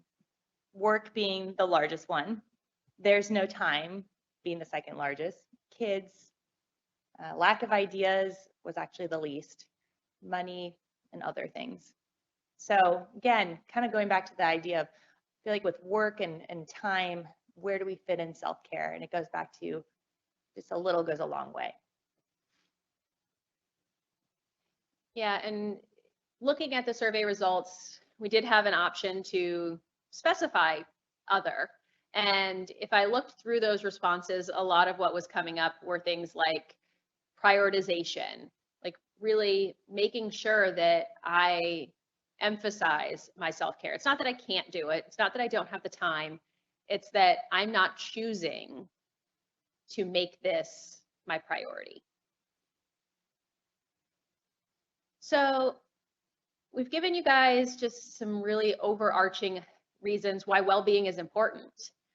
So as Kelsey mentioned, she and I co-chair the wellness committee here at Swedish, and we are really starting to dig in. We've got some really great members like Deborah Thompson from Spiritual Care, who's here with our dog today, and really thinking about what are the ways that we can change and improve the culture here at Swedish to really encourage individuals to prioritize their own well-being. Again, we can't take care of others if we don't take care of ourselves first. So these are the different wellness resources that we have readily available to our caregivers and providers and physicians, and thinking about the stress meter. So this is something that was developed right at the start of COVID, and it was on, you would sometimes see it show up as a screensaver. It was on the wellness Sharepoint page. It was in a couple of different places, and it was all the smiley faces, and you would choose, how are you feeling today? And it would give you a list of various resources that might be appropriate given your current level of stress. So that is one. I'm going to talk a little bit more about that in a moment, but My Mental Health Matters annual check-in. This was done with our region late summer of last year. This is now an annual checkup, so you will get an email.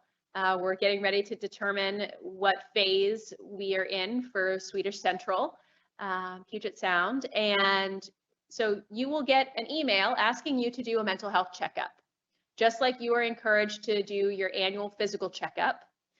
And it's just a quick summary of questionnaires. You answer a couple of questions, and again, it will prompt you with some available resources. mychoosewell.org. That's what this QR code will link you to. This is the new front door. This is for our caregiver wellness options. So this will link you to Lira. This will link you to the Behavioral Health Concierge. This will link you to any variety of resources. It will tell you about spiritual care that's available to you. And it is a newly updated website. It is, again, linked through HR, and it has the stress meter. So it has an updated stress meter that is more easily accessible.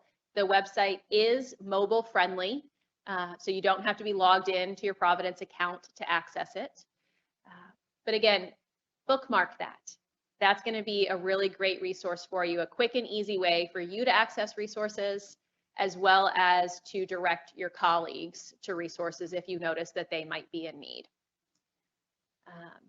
The internal wellness Sharepoint page, which is linked here, we're working on updating that through the wellness committee. But again, that's where we're going to have a variety of things, like what are the different resources, what are some self-care ideas. We're working on that. So in the comments, if you've got an idea of what would be really helpful to have on that page, let us know.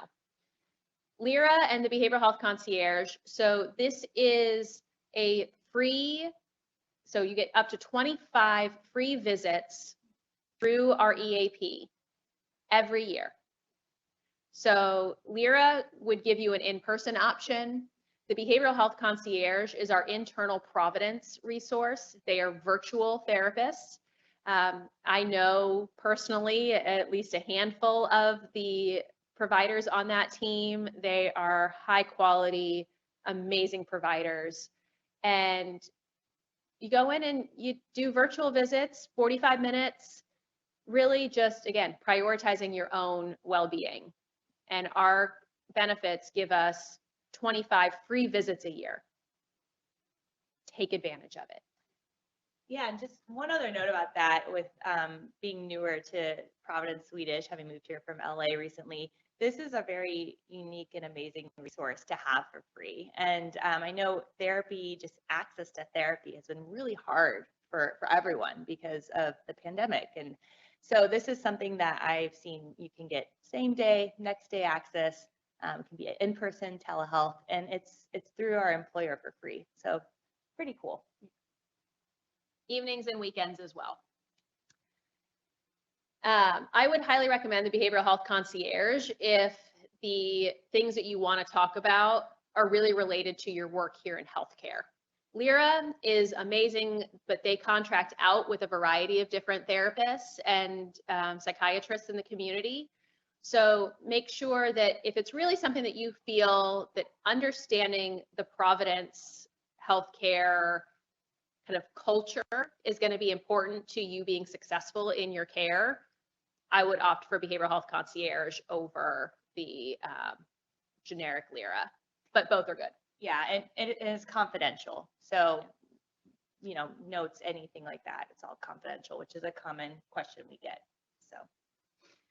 And then our media team has done they've got their Swedish blog. They have a whole host of articles that we have contributed to from the behavioral health team. And so highly recommend looking through those journal or those blog articles as well for tips and tricks and ideas. But when we surveyed folks, we just wanted to know, which of these resources do you use or do you know about? And not surprising, we had a handful of people that were like, wait, there's wellness resources.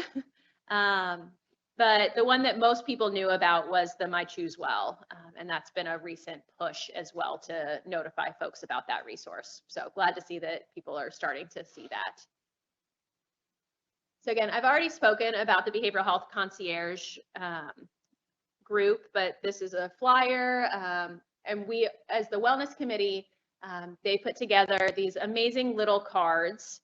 They fit in your badge, they fit in your wallet, and it has the number to call to schedule with the Behavioral Health Concierge team. So just a reminder that your mental health matters and how to get help. Again, 7 days a week, 7 a.m. to 8 p.m. So, and then I included the QR code again.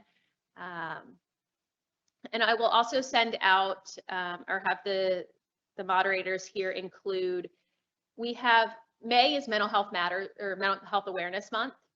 And the Providence Caregiver Wellbeing Group has put together a Teams background that talks about how is your mental health today, and it has a QR code linking to the My Choose Well site. So I have changed my background. So all of my Teams meetings, I am reinforcing this wellness message for the month of May. So we'll make that available to you to include as your Teams background if you so choose. All right, let's look at time. We're doing okay. So we weren't sure if we were going to have time to get to this. So again, going back to the, how do I do self-care? How do I make this work in my daily life? This is, again, from my research, what I found is the way that people do self-care sustainably, how they acknowledge what self-care is to them. So engaging in a values clarification exercise. This is one example of a values exercise, but understanding, who are you at your core? What drives you? What has you thinking about, today was a good day? That's actually one of my favorite things to do with patients when they're kind of stuck, is I'll ask, well, what was a recent good day? What made it a good day? And then when they start talking about the things that made it a good day, it was, you know, oh, well, I put my phone down and I was present with my kids, and my daughter was telling me all about looking through the microscope and seeing bugs, because, so I'm just using a personal example, it's bug week at daycare. But being able to backtrack into, you know what, family and being present is my value. And so if I'm going to fill my bucket, I need to create opportunities and find behaviors that align with being present and engaging with my family. It doesn't have to be anything big and magical. It's those small intentional behaviors. So if you use the bullseye is, I am living a values-driven life. I am doing things exactly as I would like to be doing them in this area. So if you think about work, fun hobbies, personal health and growth, relationships, the further away from the bullseye you are, the more out of sync you are with doing the things that fill your bucket. It's a quick gut check. Where are you at? How are you out of balance? Or how are you in balance? And then what are those very specific behaviors that you can engage in, that you can commit to move closer to your bullseye? So this is a really great exercise that you can do and really kind of do that self-check and create that opportunity for circling back and having very intentional self-care behaviors. Yeah, so I think just to emphasize, for self-care, one size does not fit all. It's going to look different for all of us. And hopefully today, through our time with you, we were really able to emphasize that mental health matters and our wellness as healthcare professionals matter. And we wanted to talk through just some personal ideas of ways to incorporate self-care in your day-to-day routine and some resources available through Providence. Again, small and little things go a long way. So we appreciate your time. So as we are wrapping up, similar to doing the 2-word check-in, and I see we've got our moderator that's going to help us look at some questions. But I want you guys to check in with yourselves again and see what your 2 words would be now. Now that you've taken in this information, now that we've kind of been going through all of this, where are you at now? Has it changed for you? Did the body scan exercise shift what your emotions were? So again, feel free to put it in the chat if anybody wants to share. Happy to hear that. But the other big thing that we want to check in on is, what was your key takeaway? What did you learn today that you're going to take with you? That's also really great feedback for us to know where to emphasize as we continue to talk through these things with the wellness committee, with our colleagues. What pieces were most important to you? So if anyone would like to share, or if there's something that's popped up in the chat already. I'll share mine over. Is this on? Can you turn the microphone on, please? Oh, there we go. For myself, both angry and overwhelmed. I think I'm a surgeon. We don't talk about our feelings very well. And, you know, being, having a lot of balls in the air makes it very difficult to take the time that is necessary to do this important work for ourselves. I think that it would really be nice to have some passive resources that are in our face here on campus, as opposed to things we have to go out for. Whether that is the art walk, you know, where you see art, where we are with all the construction, a lot of the art has been removed, or reminders at the elevators or the entrances, or things that many of us, and that will take the micro changes you discussed and make them, put them in our face, right? I think those are little things that don't cost much, but can have impact on all of our caregivers. And I'm not an expert at this. Again, I'm a dumb surgeon, but I would think that some of those things would be helpful to me. Yeah. I will say the wellness poll, again, it's linked here. It should hopefully be in the chat. The very last question is, what can we do here at Swedish to improve our culture of wellness? And I've already seen so many amazing ideas. I've been grabbing them to, Kelsey's been looking at them. My favorite is that somebody was like, can we have an Instagram page for Swedish wellness that we post these quick tidbits, little things like that, but engaging in huddles. So having some wellness tips during huddles. So many great ideas. So please include your ideas so that we can see what's feasible. A daily comic, you know.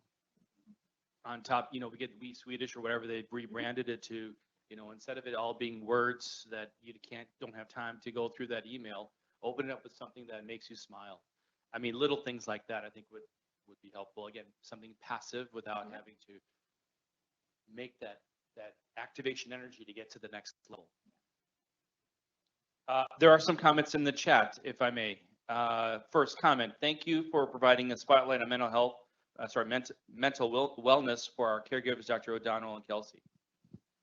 Next comment, caregiver ability are looked down when one approaches another caregiver about self-care. Mental health is there, however, caregivers are not aware about the resources. Caregivers feel very shy to talk about stress to others at work. Yeah, so I think that goes back to, that's one of the reasons the Wellness Committee put together those cards, again, to make things a little bit more accessible.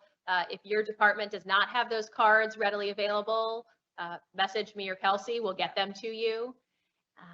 But there's so many ways that we can continue to normalize and destigmatize. Yeah, and what stood out to me is the comment around just feeling uncomfortable talking about how we're feeling and being vulnerable. And I'm really excited that May is Mental Health Awareness Month, so we can destigmatize mental health. And as we mentioned, we volunteered to be on this committee for wellness to promote mental health and wellness at our organization. So thank you for sharing that.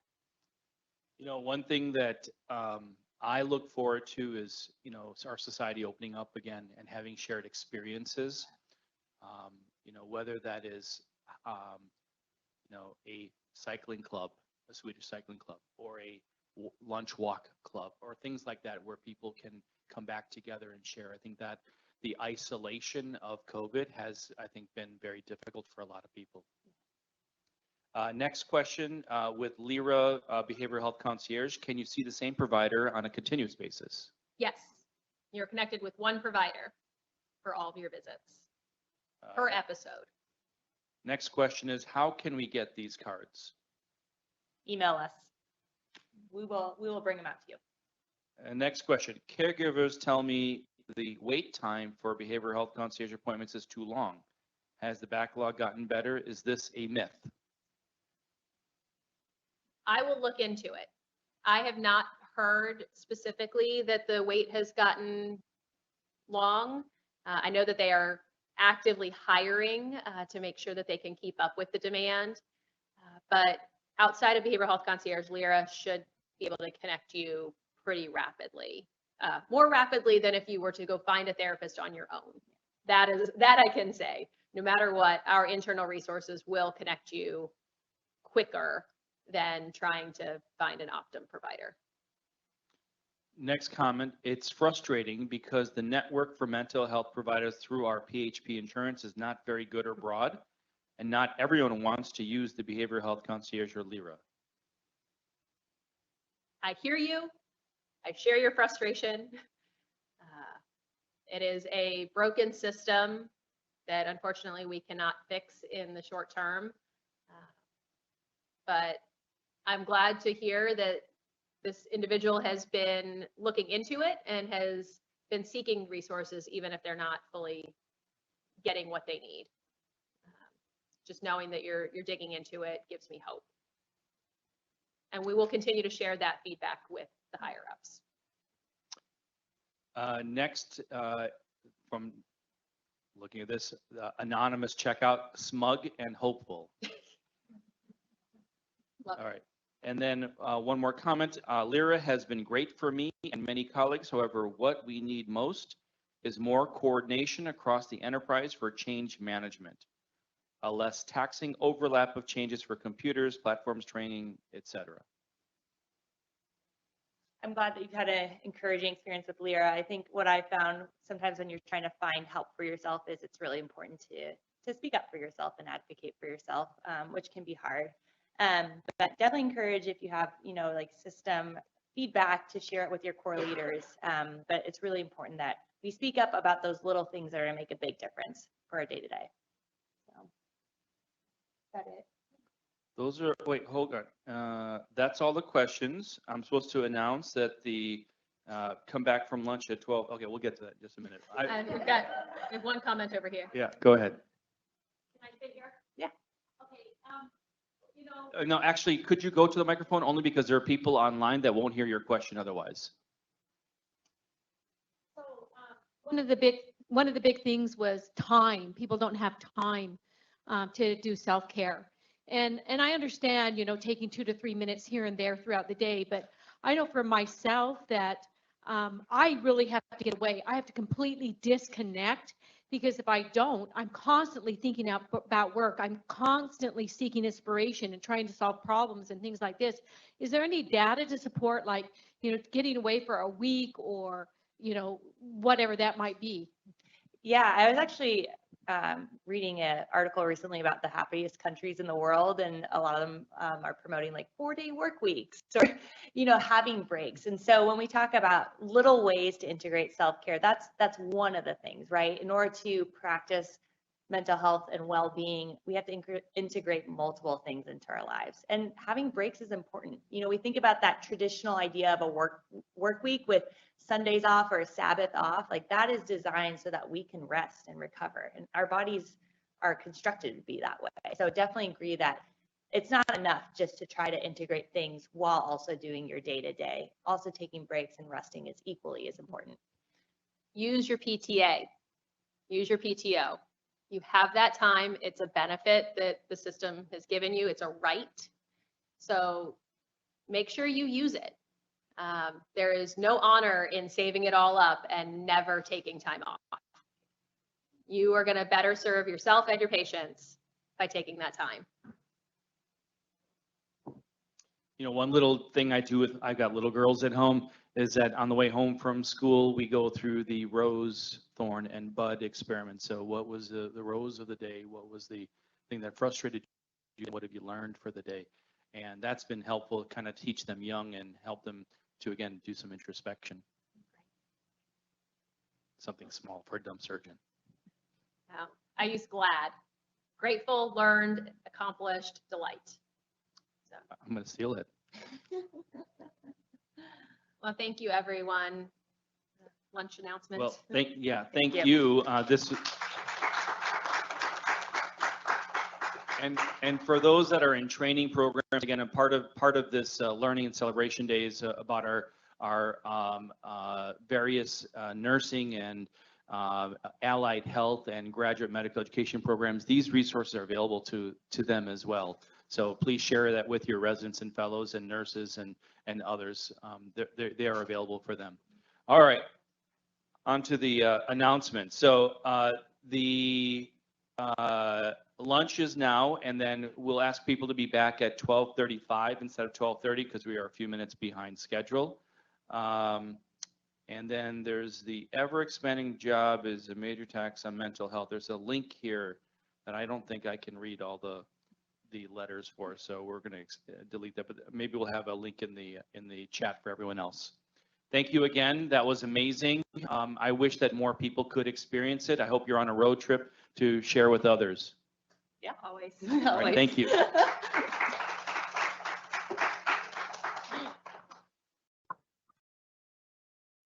Can you see it okay? Yeah, okay, all right. We're gonna make this work. I hope it's working. Thank you, everyone that has stayed around. We're gonna do this. Okay, so I'm here to present the other two components of this retrospective study that we did across the Providence system. And the second part that I will present after Nancy's presentation about the patterns of genomic testing. I'm going to talk about the frequency of homologous recombination deficiency in this large community-based cohort of epithelial ovarian cancer cases. For additional background, approximately 41 to 50% of ovarian cancer is estimated to exhibit homologous recombination deficiency. And germline and somatic tumor tissue testing for mutations in homologous recombination deficiency genes, such as BRCA1 and 2, and assessment of the status of homologous recombination deficiency informs patient prognosis as well as treatment decisions.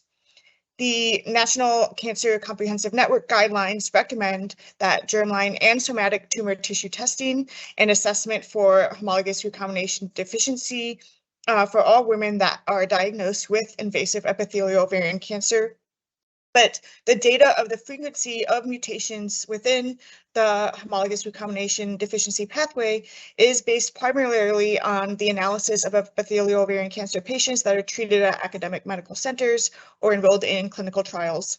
And they actually may not be representative of the actual numbers in a larger population of women within the community center, which is why Providence is such a great system to be able to analyze the data within this type of patient. To give you a little bit of background why we are spending so much into studying whether there are mutations within the homologous recombination pathway, I just kind of wanted to let you guys know what that pathway is all about. So the homologous recombination repair pathway repairs double-strand breaks in DNA. And so when a DNA double-strand break occurs, such as in response to some type of outside stimuli, like reactive oxygen species, there is this whole pathway of proteins that exist solely to recognize that the DNA strand has become broken, and they sense this break and form a complex that then repairs this break. And there are many pathways to repair a double-strand break, but the pathway that is the best and least error prone is the homologous recombination mediated repair pathway. And BRCA1 and BRCA2 are probably the most well-known proteins that are a part of this pathway, but this pathway is composed of many, many proteins. And if these proteins are intact, then the DNA break can be repaired in a error-free fashion, and the cell is able to survive. In patients that have homologous recombination deficiency, this DNA repair is inhibited.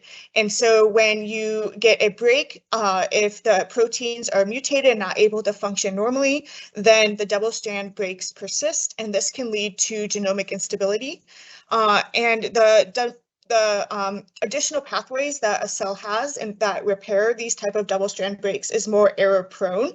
And so then you end up with additional mutations. And this is thought to be what is kind of the driving factor in carcinogenesis and in patients that have defects in this pathway.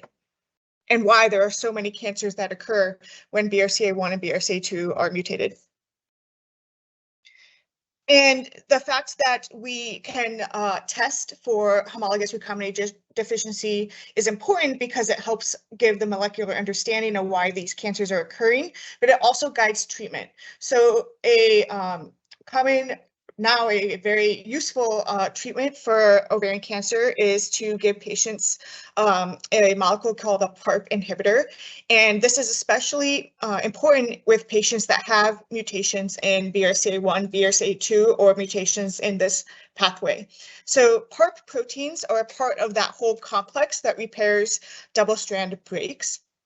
And if a double-strand breaks occur in a patient that has mutated BRCA1 or BRCA2, the Parp protein will come in and try to repair that break, and that cell will remain viable. But like I said before, that cell will still have many additional errors because of the mutation in the homologous recombination deficiency genes, and that leads to additional kind of progression of mutations that continue to lead to carcinogenesis.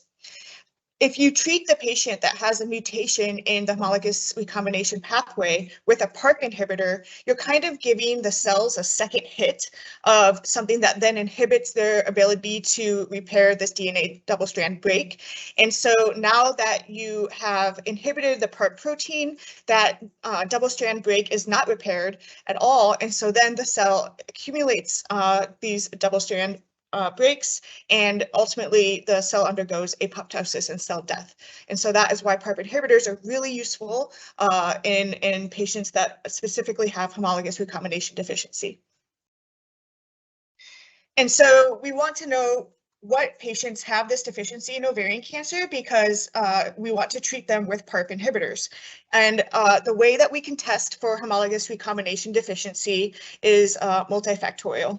So one of the ways that we test for this type of deficiency is through germline mutations of genes related to homologous recombination repair pathway. So this is the germline testing, so the testing of the patient's genes that they've inherited from their parents for mutations in BRCA1, BRCA2, and then additional genes that are part of that pathway. In some patients, they may have normal germline or wild type germline genetics, but they may have undergone some sort of stress that has caused a somatic mutation, specifically within an ovarian epithelial cell. And that can then lead to progression of cancer if that occurs in the ovary, or it can lead to, like, for example, breast cancer if that mutation occurs in breast tissue. And so it's really important to not only test patients' germline genetics, but also the somatic tumor tissue, so the actual tumor tissue and whether it has undergone a mutation. Because a patient can have a normal germline, but then have somehow developed a mutation in a somatic gene, and that is what has led to their cancer. And then the final way that we can evaluate for genomic instability secondary to homologous recombination deficiency is to evaluate either what we call a genomic instability score or loss of heterozygosity. And this is how some commercial testing centers kind of test to see whether the cells that are being tested lack homologous recombination repair pathway. So the way that you can test for this is kind of just an overall marker of, does this cell have evidence that it is not repairing double-strand breaks appropriately and that there is an accumulation of genomic instability in the cell? So the way they look for this is they look for loss of heterozygosity. So in general, we should have an allele for each gene from our mom and from our father. And then if one of those alleles is lost, then you have loss of kind of that heterozygosity, and you will only have the presence of a single allele, and that shows that some type of event has occurred to create the loss of the one allele. You can also look at telomeric allelic imbalance. So this is a discrepancy in the allele ratio at the end of the chromosome, suggesting that some sort of chromosomal event has occurred to make the two chromosome segments separate from each other.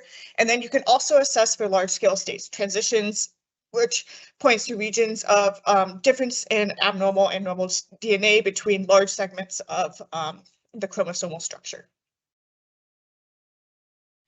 And so now that we kind of have an overview of why we want to test for this, the objective of the study was to identify the frequency of these type of mutations within this community setting of Providence patients.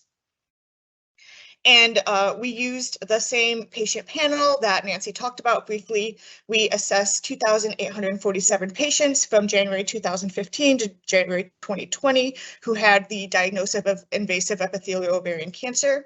For this portion of the studies, we looked at any documented mutations in homologous recombination repair genes, including BRCA1 and 2, and then these additional genes that are listed here that are all part of that same pathway that form the complex that repairs the double-strand breaks.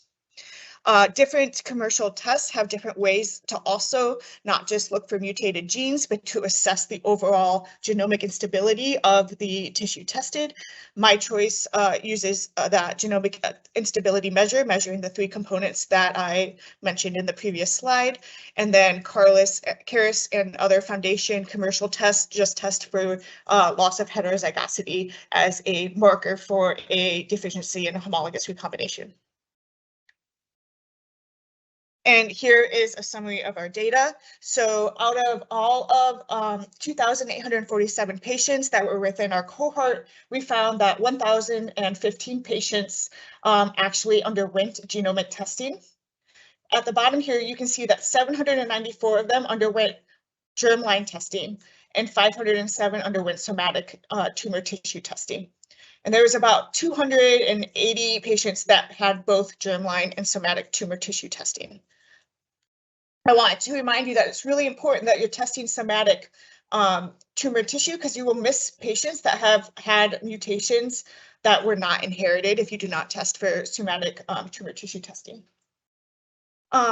Of the patients, the majority of the mutations that we identified within this cohort were in BRCA1 and then BRCA2, which are the most common mutated genes in ovarian cancer. And then about 3% of patients have mutations in those other genes that are listed that are part of the same pathway.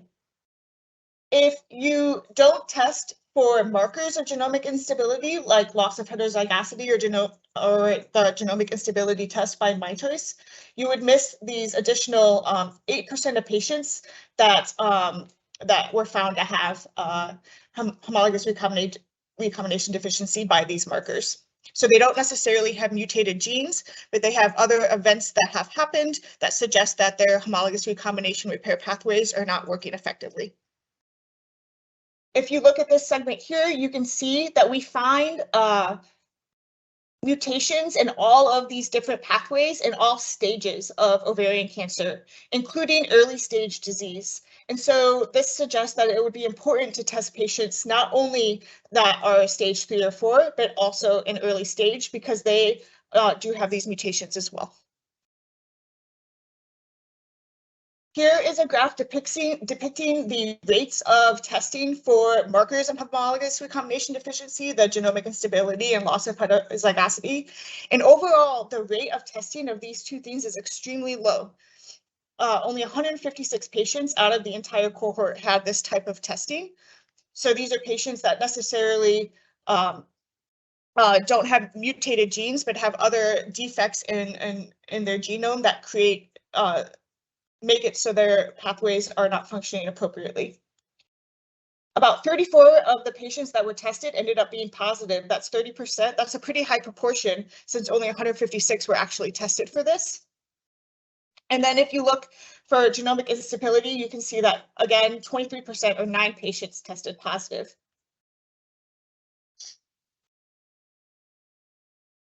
And patients that do have homologous recombination deficiency, we want to treat with Parp inhibitors, and it's actually a recommended treatment for patients with mutated BRCA1 and BRCA2. And here you can see that only about 60% of patients that were found to have mutations in homologous recombination deficiency were actually treated with Parp inhibitors. So this is a large subset of patients. About 30%, a little over 30%, are not receiving the indicated therapy when you actually are looking at their genetics. And then you see this additional cohort of wild type patients, about 28%. So these are patients that have no evidence of homologous recombination deficiency. So they may not benefit from a Parp inhibitor. So they're receiving the inappropriate treatment. So this is why knowing what patients' genetics are is important because it can guide appropriate therapy and potentially make it so these patients aren't receiving unnecessary therapy and then unnecessary side effects. And similarly, a small percentage of patients that had no testing still received Parp inhibitor therapy that may be not indicated. So the conclusions from this segment of our analysis is that it's important to test not just the germline, but also a patient's tumor tissue itself with somatic tumor tissue testing, because it identified evidence of homologous recombination deficiency in 130 of the 507 patients tested. And we saw mutations in genes that are important for homologous recombination deficiency in 87 of the patients that were tested. Like I said, BRCA1 and BRCA2 are the most common, but there are mutations in all of these additional genes. And if you remember from Nancy's talk, that many of the commercial tests may only test 1 or 2 genes like BRCA1, BRCA2, and don't test for mutations in these additional genes. So it's important when you're thinking about what testing for patients to get that they receive testing that incorporates all of the genes that are important for the potential to be contributing to their cancer. This data also shows that molecular alterations were identified in tumors of all stages, suggesting that we should test tumor tissue across all stages, not just in high stage disease. And the final paper, or the final graph that I showed, demonstrated that a large fraction of patients with homologous recombination deficiency may not be receiving the indicated Parp inhibitor therapy. That was about 35% of patients. And conversely, patients are receiving Parp inhibitor therapy that may not necessarily benefit from it.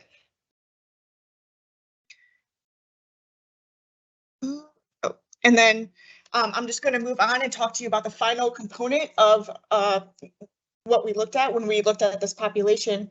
And this was looking at factors that can impact genomic testing rates among the same cohort.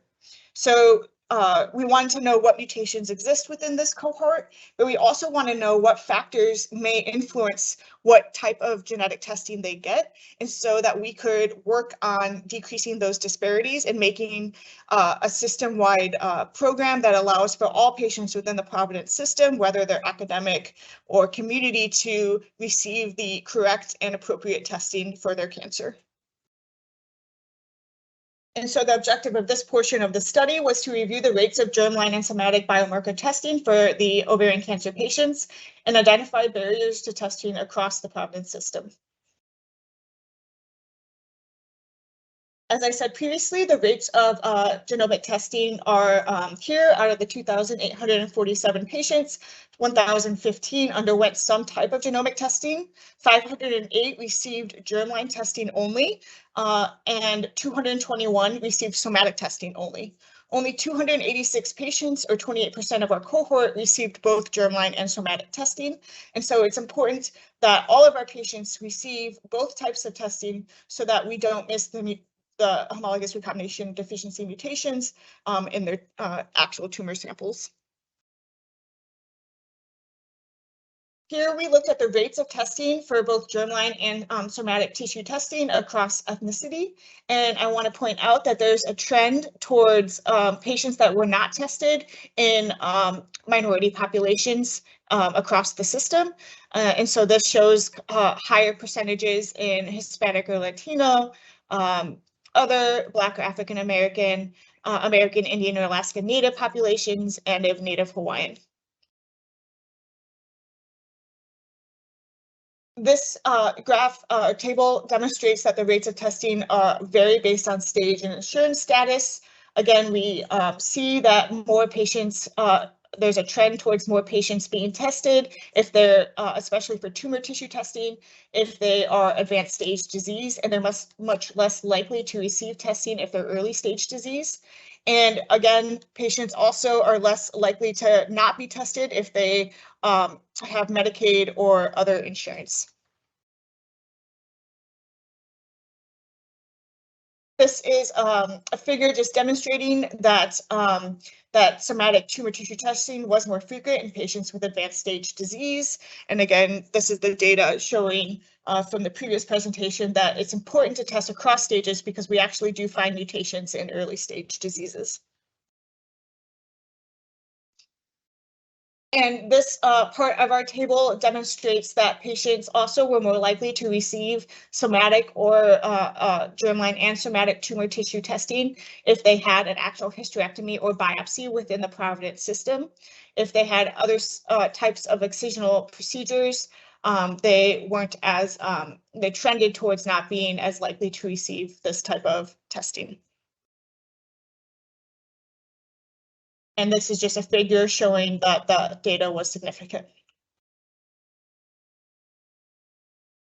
And finally, this part of our analysis demonstrates that patients were more likely to receive somatic testing if they were a part of one of the academic centers within Providence or the Commission on Cancer accredited institution. If they were a part of one of the community settings, they trended towards not being as likely to receive somatic testing. So the conclusions from this portion of the study were that within this cohort, 36% of patients completed some type of genomic testing. Factors that influenced whether a patient received genomic testing included their race or ethnicity, their stage of diagnosis, their insurance status, and the clinical setting and the year that they were diagnosed. The data highlights that discrepancies in genomic testing are influenced by the practice setting, insurance status, and the stage. And part of this may reflect what insurance companies are willing to pay in terms of what type of testing they want to pay for, and also the desire in general to want more information for treatment of advanced stage disease. patients who did receive testing, patients who received both germline and somatic testing increased from 26% in 2015 to 35% in 2019. So the numbers are improving, but still aren't 100%, which is what is recommended. And this was the first study that we could find that analyzes the rates of this type of studying across a broad community-based health system and not an academic institution or clinical trial setting. The data demonstrates that there's a need for a universally defined approach to provide equitable access to evidence-based cancer care throughout the system. The limitations of this study is that we did not include fallopian or primary peritoneal tumors. The majority of the patients, the histology was unknown, and so this cohort may overestimate patients that would normally get tested. Somatic testing indications evolved during the study timeframe, so it is true that back in 2015 we weren't always testing for somatic mutations, and that has increased now due to some of the data that I showed you today, but we're still not at the point where we should be. And approval for treatment with Parp inhibitors occurred during the study period as well. But again, like I said, we're still potentially treating patients that may not benefit, and there still was a lack of patients who would benefit from this treatment not receiving it. These are our references. I'd like to acknowledge AstraZeneca, which with Providence provided funding for this study. The team within Providence that is working on the analysis of this data is here with Dr. Drescher and Dr. Musa here at Swedish First Hill, and Dr. Darris in Portland, and then Nancy and myself, and then the rest of the Health Research Accelerator team and the Health Insights team. And so this is great to like analyze all of this data, but what are we going to do with it? And Nancy's going to come up here and tell you the next steps that we want to take in order to decrease the discrepancies and get the patients at Providence the testing they deserve.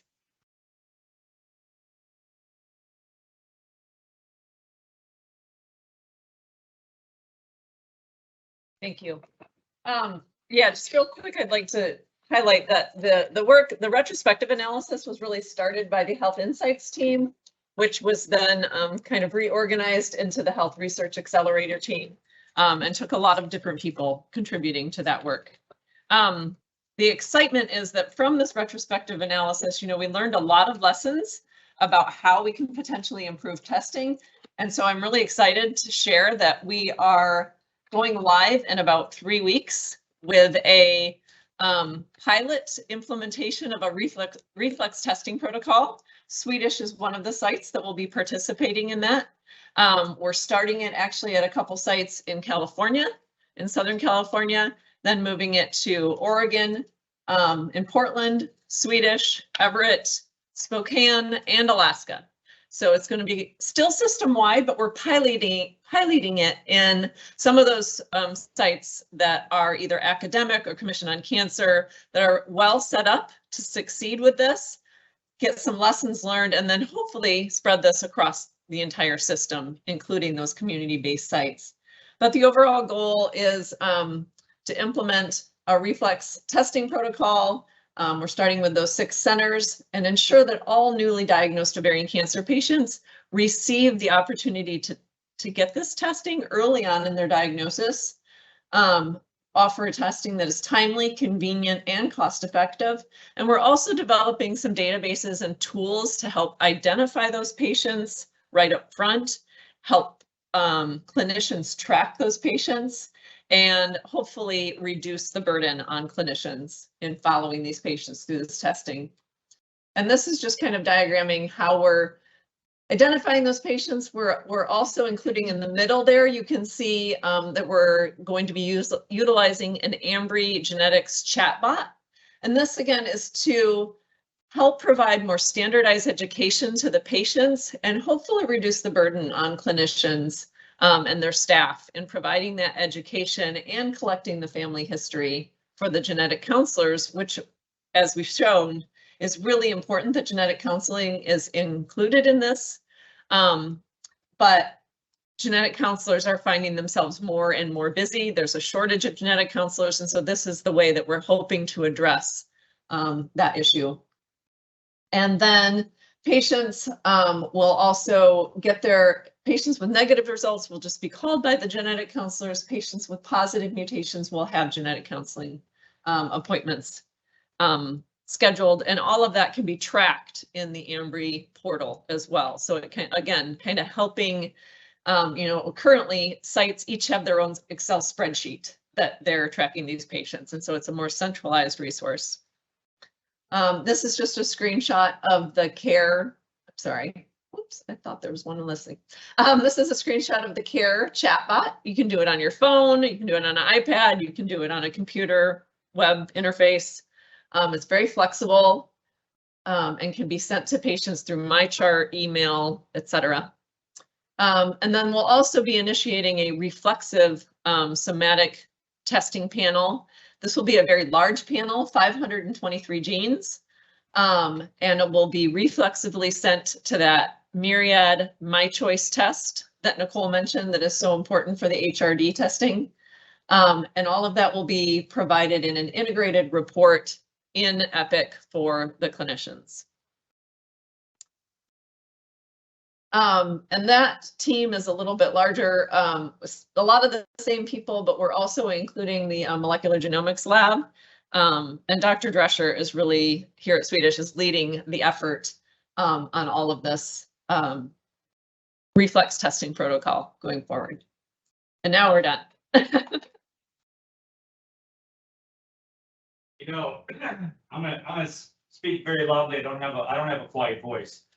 This is remarkable work, okay? And it's being done in a community setting. Think about it. You have molecular genetics, you've got computational biology, you've got, system change. We talked yesterday about quality. This is improving patient quality. This is the intersection of all the things that we're trying to talk about in our Swedish Learning and Celebration Day in one project, okay? And this is really a remarkable kind of a jewel in the crown of the research and scholarly work that we're doing here. So thank you very much for that. Are there questions in the audience? Yes, Terry. So when you test these patients, do you recommend if they're, that they have their family members tested? That is part of the, if a patient tests positive for a germline mutation, that is part of the genetic counseling process, is that they undergo family reflex testing. So they do, try to counsel the patients to do that. It is up to the patients to share that information with their family, and then it's up to family members to get the testing. Any further questions? Well, I appreciate your indulgence while we were working through the technical difficulties. You guys were fantastic. I really appreciate everything that you've done. Thank you so much. This is the amazing research work that you're doing. With that, we're going to move on to our next presentation. Ms. Terry Mallard is a good friend, but also a good manager, and she's here to present some of the work that she's been passionate about in our endoscopy unit.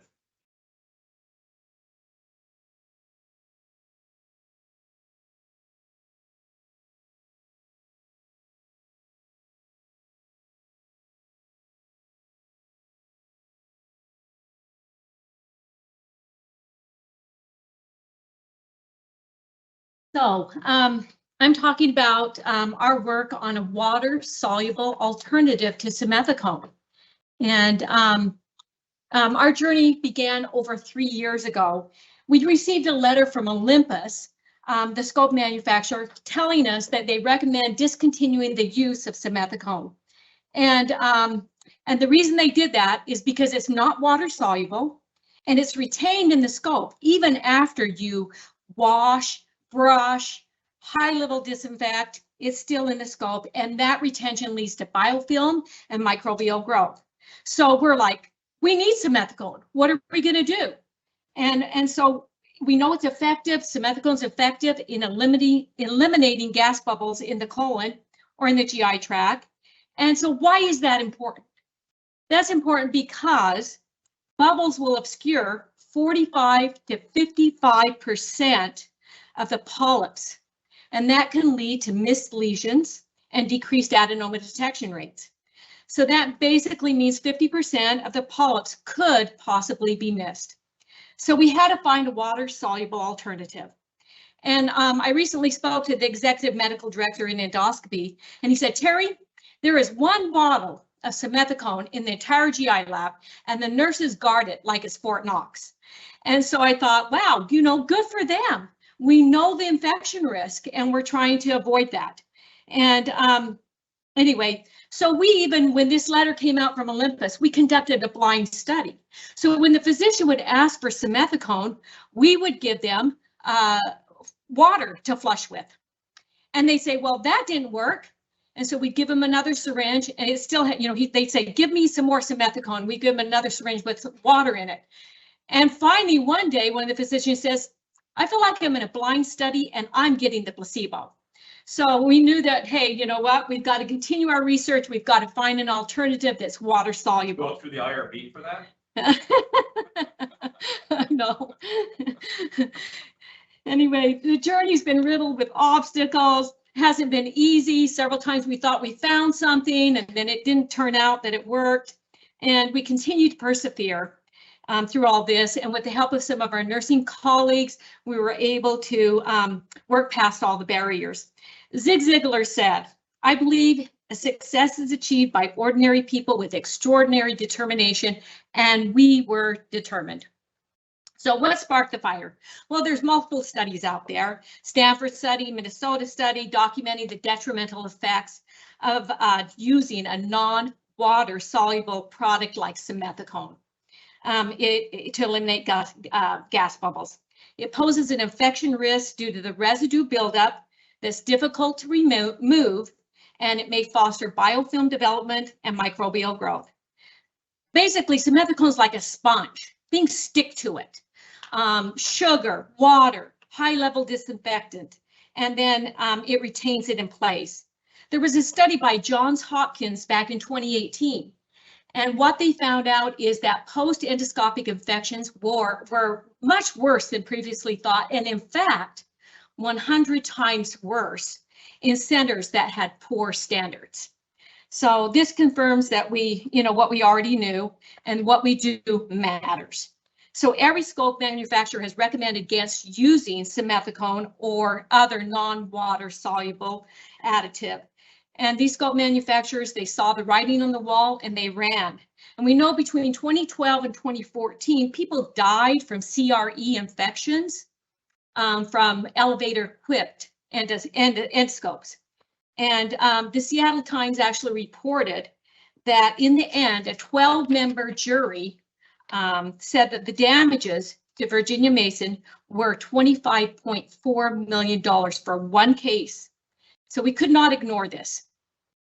Anyway, we searched for a water-based alternative. My daughter's a naturopathic doctor, and she gave me some studies that said, hey, you know, look at ginger. It supports the GI tract, and it has antimicrobial properties. So we found a supplement called GIEs. It's water-based, water-soluble, no sugars, no thickeners, and the main ingredient is organic ginger. And so we did some testing and it looked promising. Well, we decided, hey, you know, this is a quality improvement project. We've already got something in place and we're going to use something else, okay? And this will be in alignment with the scope manufacturer recommendations. Well, we were denied. We received a whole list of questions and we were told to proceed to the Institutional Review Board, or the IRB, which we did. So the first step was to complete this Nursing Steering Research Committee proposal. And if this looks overwhelming, it was. And we were not done yet. And then they told us, oh, now you got to put together a consent form. And on our consent form, it was 5 pages in length. And it covered risks, benefits, allergies, HIPAA, just to name a few of the things. And thank goodness we had a sample that we were able to look at.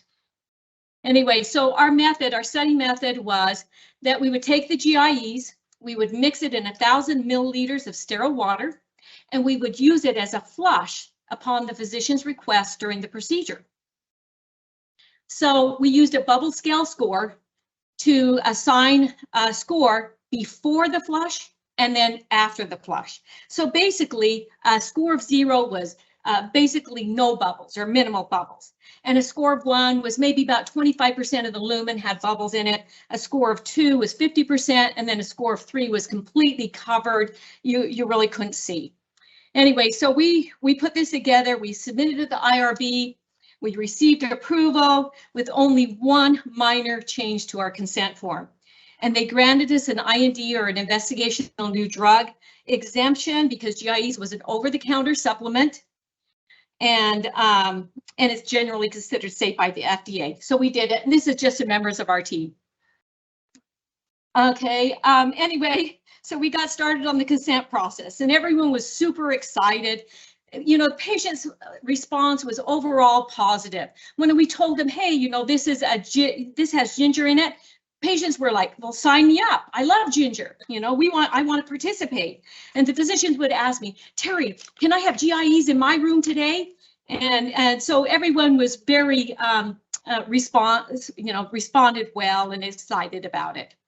So we knew we had something good when we got results like this, or results similar to this. And these pictures were taken about 15 seconds apart.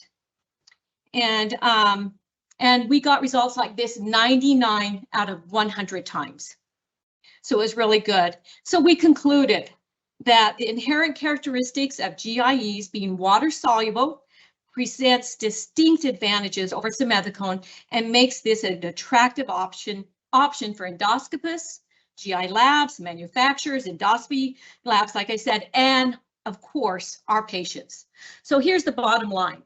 We can have bubble elimination, and you can see the pictures, the before and after, taken about 15 seconds apart, without the risk of infection. And in that blue part of the slide, as you can see, this is recorded with a borescope in the Minnesota study. And this is retention of simethicone. And when they tested that, they found that it contains simethicone, sugars, high-level disinfectant, and this is what remains in our scope, and it can lead to biofilm, microbial growth, and then, of course, infection. Anyway, so now that we've done this study, our physicians do want us to move forward and use this in our flush pumps during endoscopy procedures for effective gas bubble elimination.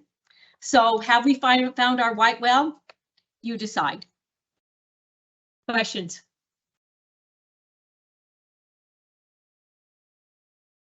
Nice presentation, Terry. Thank you. And this is something dear to my heart, because I do colonoscopies for colon cancer screening, and you know, it is very difficult sometimes to see the lumen and be able to find polyps removed that prevent cancer if you can't see the lumen. And so having something that works is really important.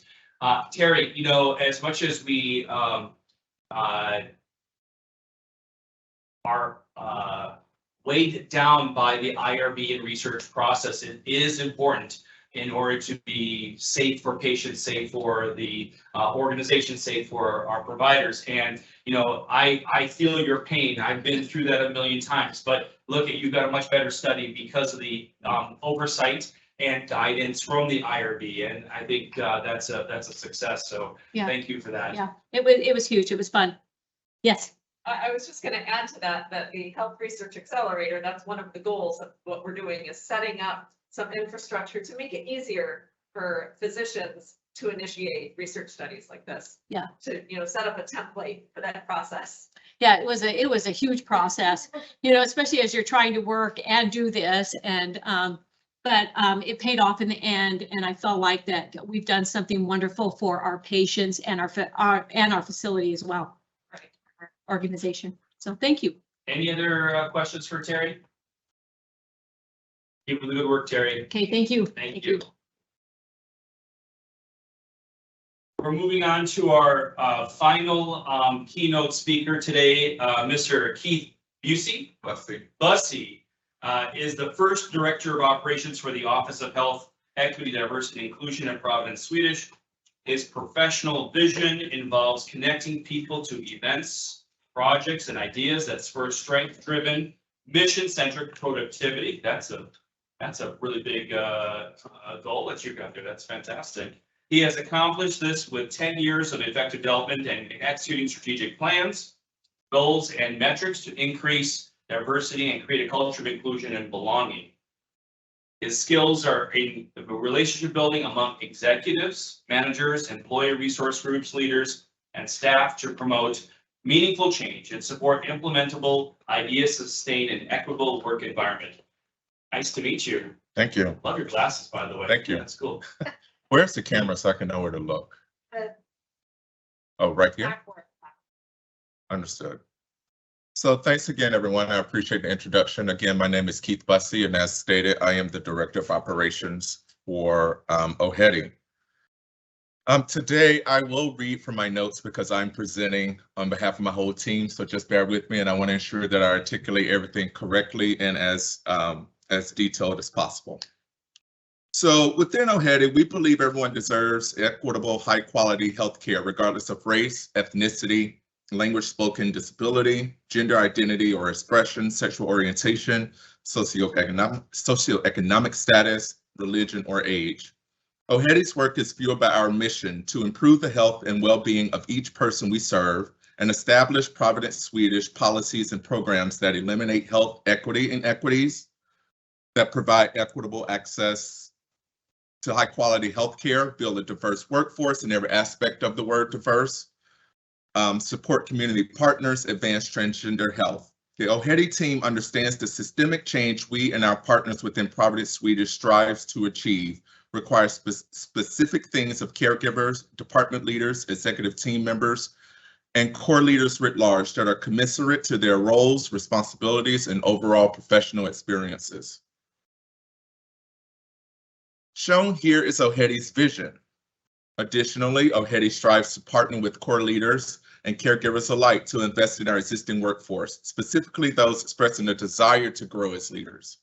We recognize such caregivers are key to providing the safest and high-quality service to all our patient population groups, especially those that are underserved, vulnerable, or otherwise medically fragile. How will OHEDI pursue our vision?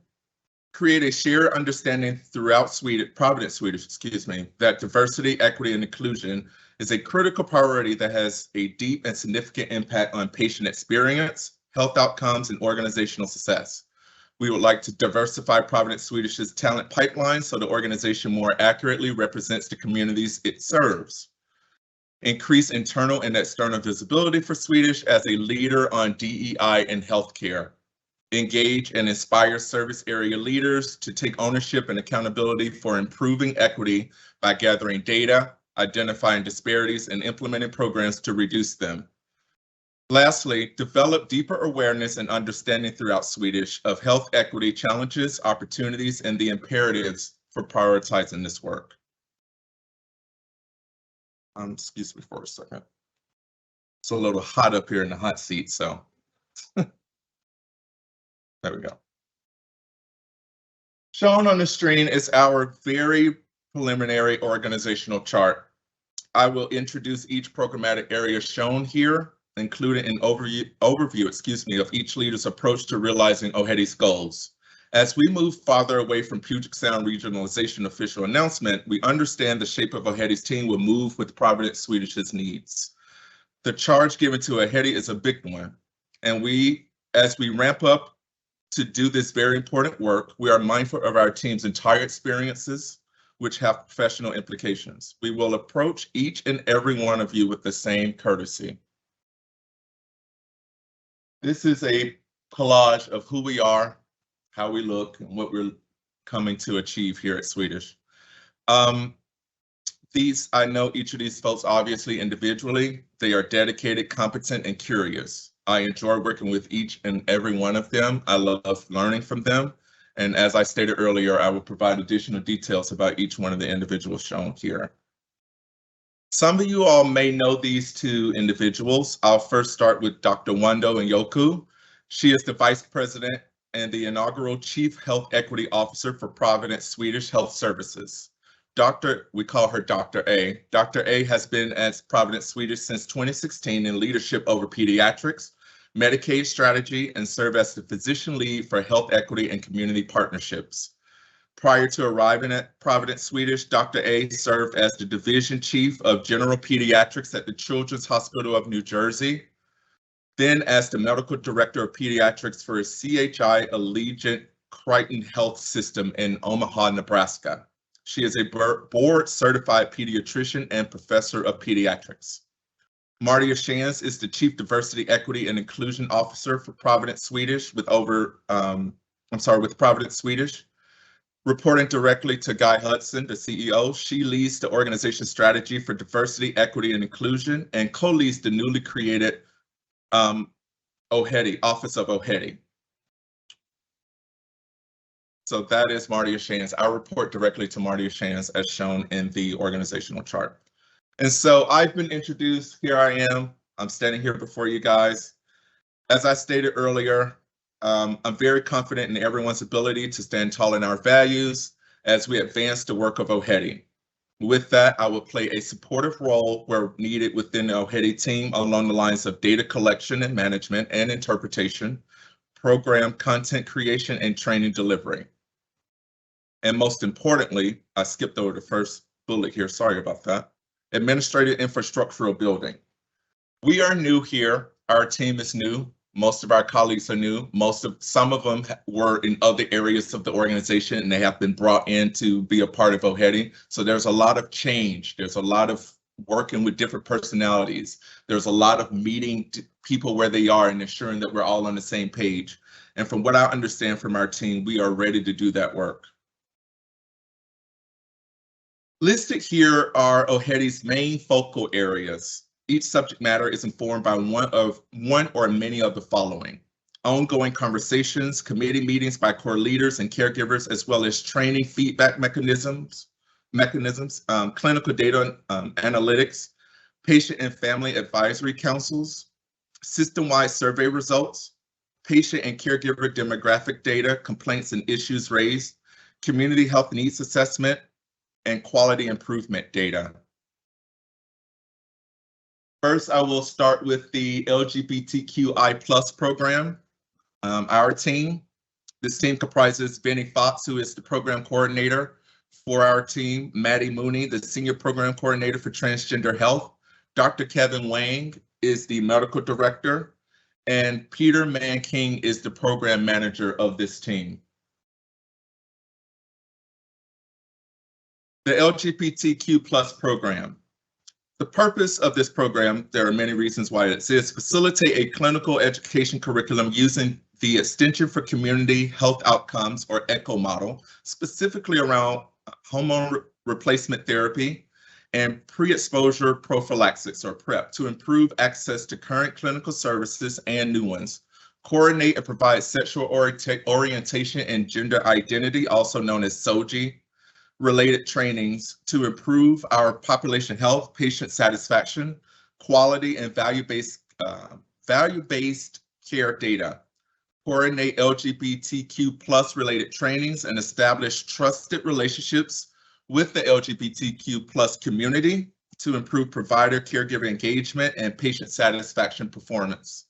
Establish a referral network and lead a regional network to improve access to care, create an environment of learning, and look for opportunities for clinical innovation across the different community-based organizations and other healthcare providers in the area.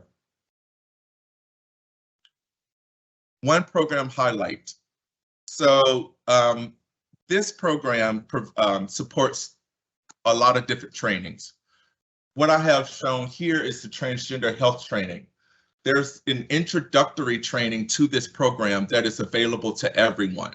And if your department is interested in this training, give me a buzz via Teams and I'll connect you with Peter and we'll get something scheduled for your individual departments. What I wanted to highlight was the transgender health training shown here. The training support data improvements in reporting, culture change, and care coordination. Specifically, the training covers differences between sex, sexual orientation, gender identity, and gender expression. Major health disparities and inequities, safety concerns, and historical context of this work, appropriate ways to discuss care with patients, sexuality and gender identity, or SOGI toolkit, and additional resources.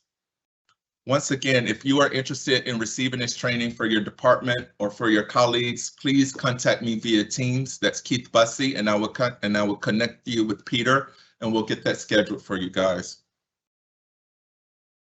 Next, I want to talk about health equity. So our health equity work is led by Jesus she's going to kill me, I'm sorry.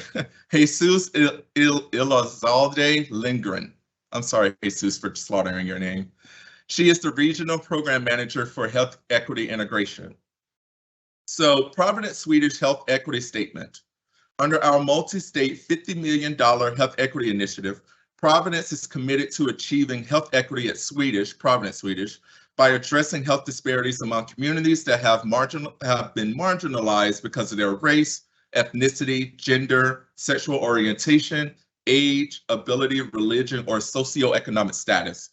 Shown here are OHEDI's health equity focal areas: reducing hypertension within Black patient populations, increased depression screenings and management among BIPOC patients. The JEST network focuses on birth outcomes within BIPOC patient populations. TMIST research study focuses on increasing diversity in clinical trials with a focus on Black communities specifically. Improve access to race, ethnicity, and language or real data, as well as SOGI data. Analyze 12 of Providence Swedish's quadruple aim metrics stratified by race, ethnicity, and language filters, and identify 3 new areas of opportunity to decrease disparities. OHEDI is working with the Washington State Hospital Association, Vizient, the Providence Health Equity Learning Collaborative, and the Providence Health Equity Learning Collaborative around health equity metric goals. Jesus continues to support extending COVID-centered resources to underserved communities as well. I want to share some of the wins from the health equity program so far. Providence Swedish was awarded the 2021 Washington State Hospital Association Community Health Leadership Award, a recognition provided to healthcare organizations that serve its community's broader health needs in innovative and lasting ways. Launched and expanded the pregnancy and birth outcome network positions. Let me start over. Sorry, I'm a little nervous here. What I would also like to highlight from the Health Equity Program: launching and expanding the pregnancy and birth outcomes network positions, Providence Swedish through OHEDI, to expand and strengthen community partnerships to address health disparities in our BIPOC patient populations. We also hired 3 culture navigators, which will expand and strengthen care coordination amongst community-based organizations and supporting evidence-based programs. So what's important about the culture navigators is that as we move onward from the pandemic and start to lessen some of our COVID restrictions and start to engage folks in the community again, they have begun working in different communities across the Seattle area and providing culture navigation services. What we will have them do in the near future is work with patients at First Hill, Ballard, and the Cherry Hill clinics to ensure they are getting the navigation services that they need. We will initially start out doing that once weekly. Linguistic Services is another department that's under OHEDI now. It is led by Kathleen Toe, the manager of Linguistic Services. So Kathleen and her team translate vital patient documents in over 25 languages, including Braille, so patients can understand their consent forms, register for services, apply for financial assistance, and follow their discharge instructions, plus many other written educational and informative materials. Linguistic Services provide ADA assistive devices such as magnifiers, pocket talkers, communication boards, etc., for patients and their companions with sensory loss for both inpatient and clinical settings. Lastly, this team oversees Department of Justice settlement requirements. Some of the highlights of the Linguistic Services program so far: as many other departments across Providence Swedish, this department has undergone significant change over the past couple of years. Kathleen and her team expanded interpreters access during COVID-19 by offering services via iPads and other devices with video remote interpretation capabilities. In 2021, Linguistic Services provided interpreters in 110 languages for over 188,000 patient encounters. This included 2,800 sign language encounters for patients who were deaf, blind, or hard of hearing. Our medical staff interpreters helped thousands of people with interpretation services during the 2021 COVID-19 vaccine rollout. Next, I would like to go over workplace development. This part of OHEDI is led by David Grant, the program manager for DEI workplace development. So these are the areas we're focusing on in workplace development. Diversity pipelines, recruit, retain, and develop historically marginalized talent that represents the patients Providence Swedish serves. Professional development, provide the tools, help cultivate the relationships, and arm our caregivers and core leaders with the resources necessary to advance their careers. Programs and initiatives, deliver additional benefits to our caregivers by enhancing the value of being an employee of this organization. Data tracking, create, implement, and track relevant metrics to measure success and yield accountability.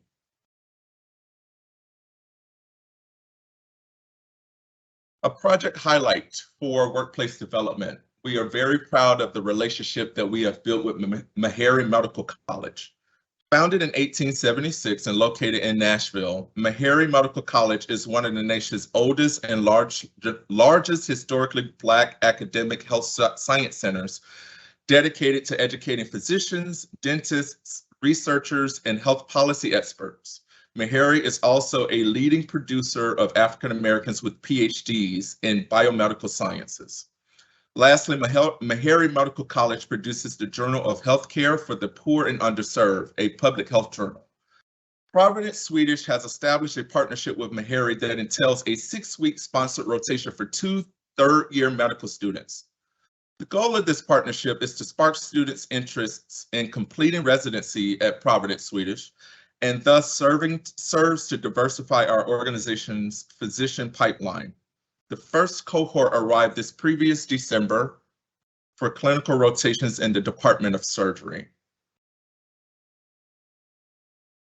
Trainings, content development, and culture building.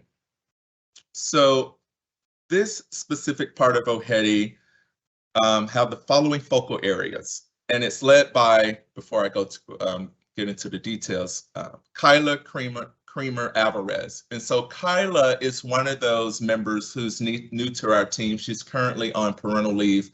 She joined us from what is now the North Sound region. So she brings with us a lot of expertise in working with communities up in Snohomish County, working directly with Darren Reddick and his team up in the North. We are more than happy to have Kyla on our team as she continues to do the great work for not only the North Sound, but support us with the Central and South Sound regions as well. Focal areas. Content includes yet and not limited to everything that's shown here, obviously. Training, communications, and partnership development. Draft and manage OHEDI style guide and terminology conventions with input from all OHEDI programmatic areas. Advance OHEDI goals and objectives.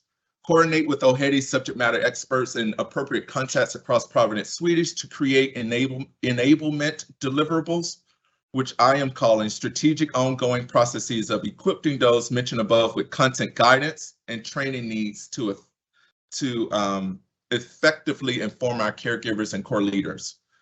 We are asking Kyla to work with the CRG's chairpersons to coordinate events, communications, flow of information, and other activities needing a centralized OHEDI perspective. Build organizational cultural awareness, community engagement, awards, and recognition among other activities with CRG's, OHEDI leaders, and others. Some wins that Kyla was able to achieve before coming to our team up in the North. I wanted to acknowledge some of the work she's done thus far. She has experience in strategically leading culture building initiatives by elevating over 50 holidays, traditions, and events that educate caregivers writ large, embrace our profound diversity while working to ensure it reflects the communities we serve. Some examples of Kyla's work include curated cafe menus for holidays, Providence first ever public pride, sorry about that. Providence first ever public pride celebration, distributing 75 plus Diwali treat boxes across clinics and campuses, among other acknowledgements.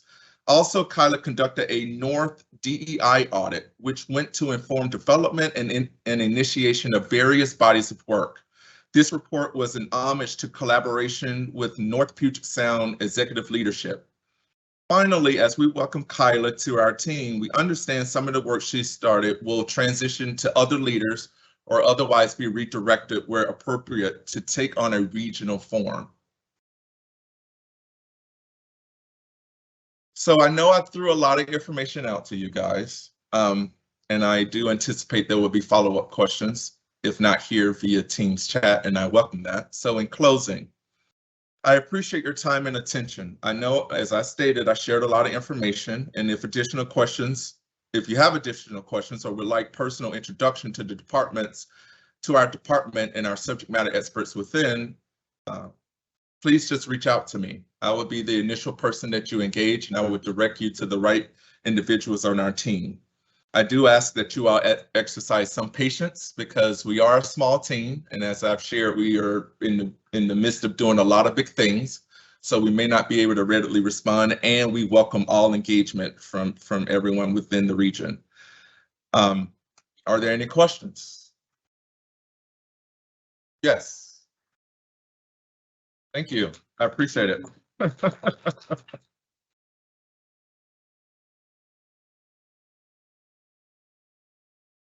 Caregiver engagement around heavy, I'm sure it's in your plans, but this was curious. And by an engagement committee, what do you? Like a feedback committee, or a collection of different providers and caregivers throughout the region to provide feedback, or it's just very exciting that we're doing this, and so kind of like not a kitchen cabinet, but like some sort of a group. So if I understood you correctly, you're asking, do we have any plans to create a committee that comprises different leaders at different levels that can offer some insight into how they understand our work and how they can participate in doing it? So I don't know how to answer that question because that sounds like additional work. No, I'm kidding. I'm joking.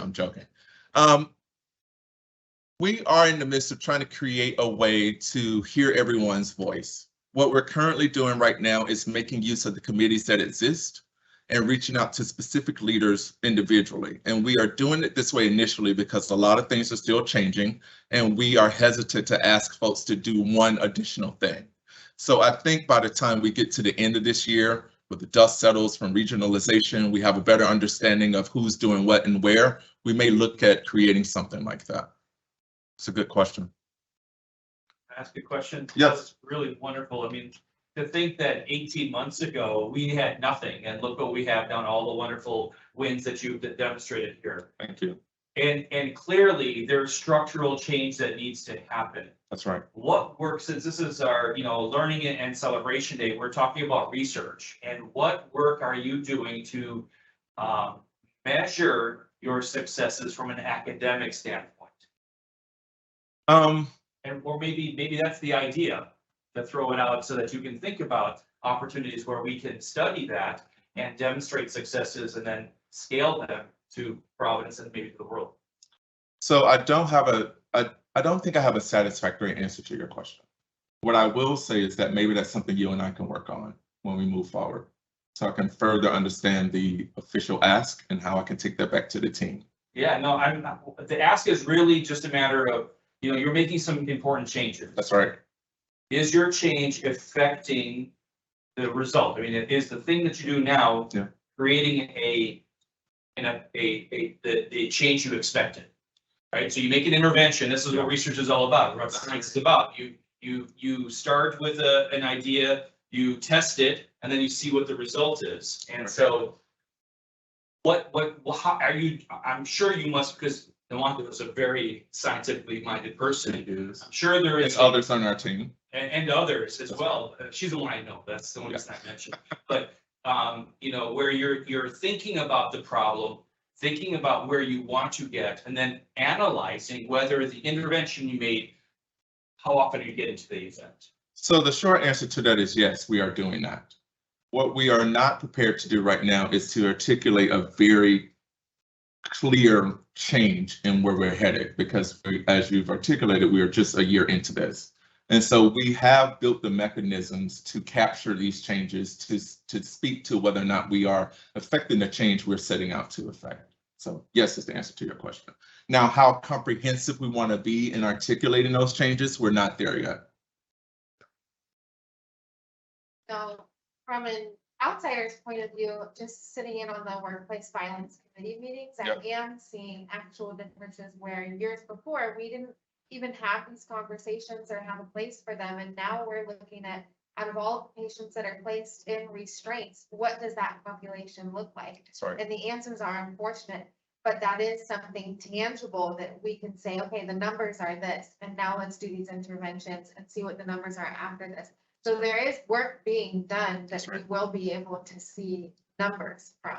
And I hope we can take that and then broadcast it Yeah. and publish it so that we can, you know, learn from it and others can learn from our experiences. So I'm glad that you mentioned that.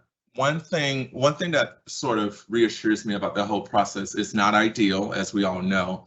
And those involved were ready to get behind it. They came to us with information that was not ideal, and they are looking for solutions to that specific situation.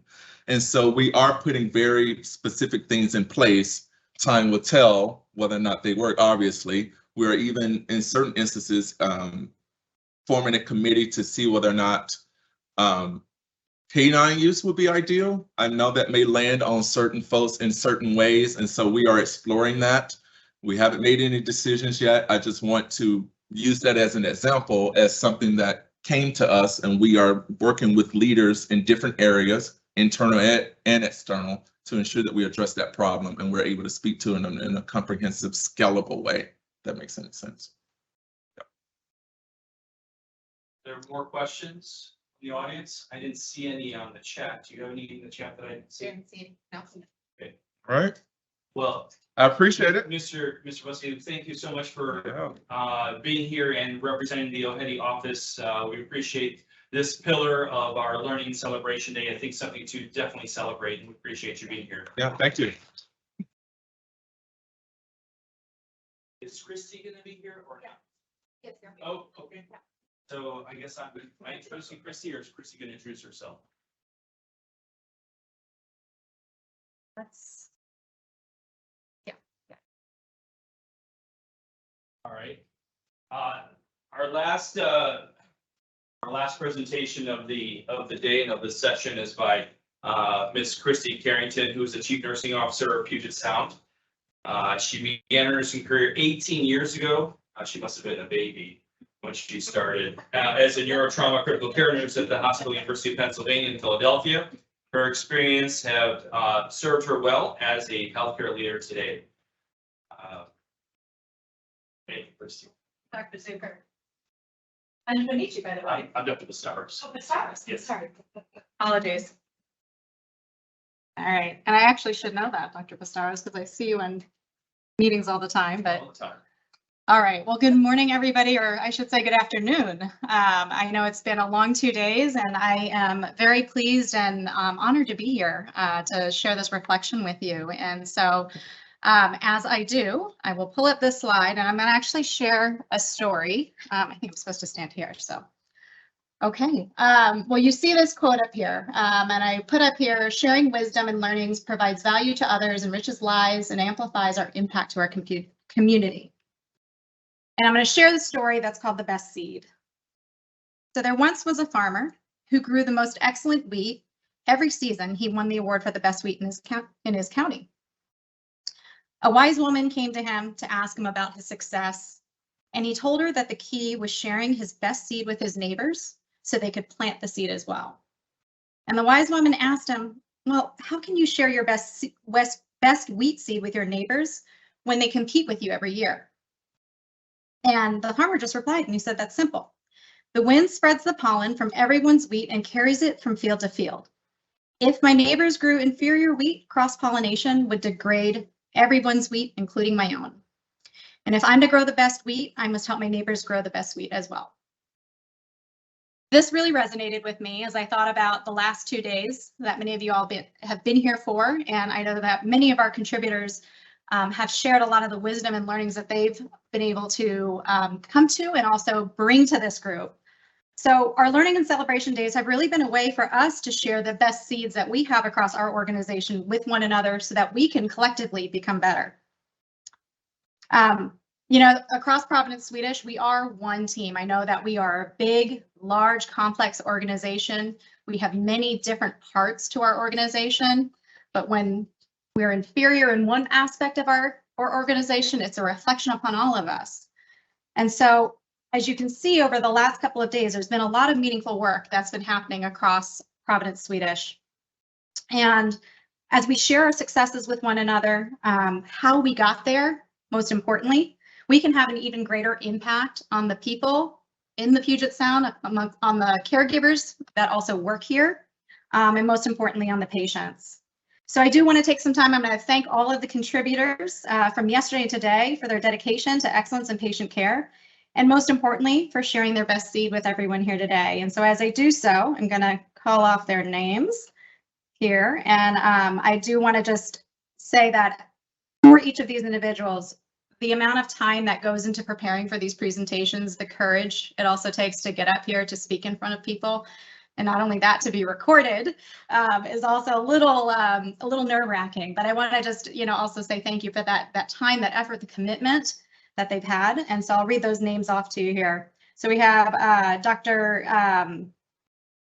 David Zucker, Dr. Catherine Karlak. We have Dr. Stephanie Carr, Kayla Trang, Talina Huckabee, Odd Melita, and Melita Lynch, Nancy Beery, Nicole Kretzer, as well as Terry Millard. So I just want to say thank you to all of these individuals for taking the time to participate in today, share their wisdom, share their best seed with all of you, and also thank you all for being here to listen and take the time out of your busy schedules. Thanks again for giving me the opportunity to share the reflection.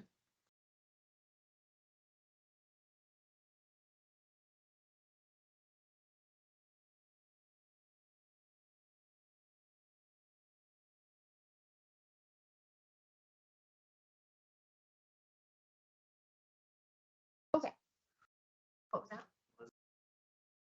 I don't think so. Did we have? Yeah. Oh, she is. Yeah. Perfect. Okay. From where? Sorry, she had a meeting that ran into, we had a delay, but she's on her way. Okay. Perfect. So in just a moment, we will be announcing our giveaway winners from the past 2 days. And here is a slide of just a reminder on how you're going to claim your credit at the end of all of this. Those that are here in person and actually virtual, you can just scan that QR code. You just open your phone camera and then click the link.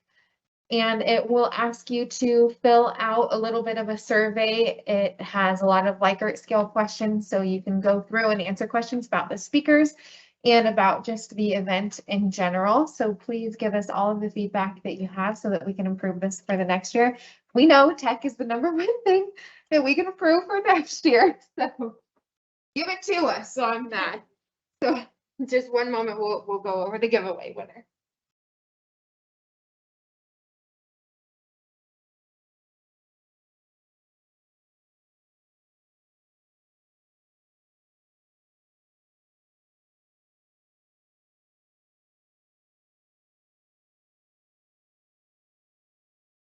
Getting my way through.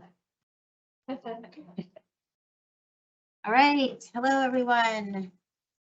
The winners, I get the honor of making the announcement of who gets our award. So I'm gonna advance the slide and we'll learn together.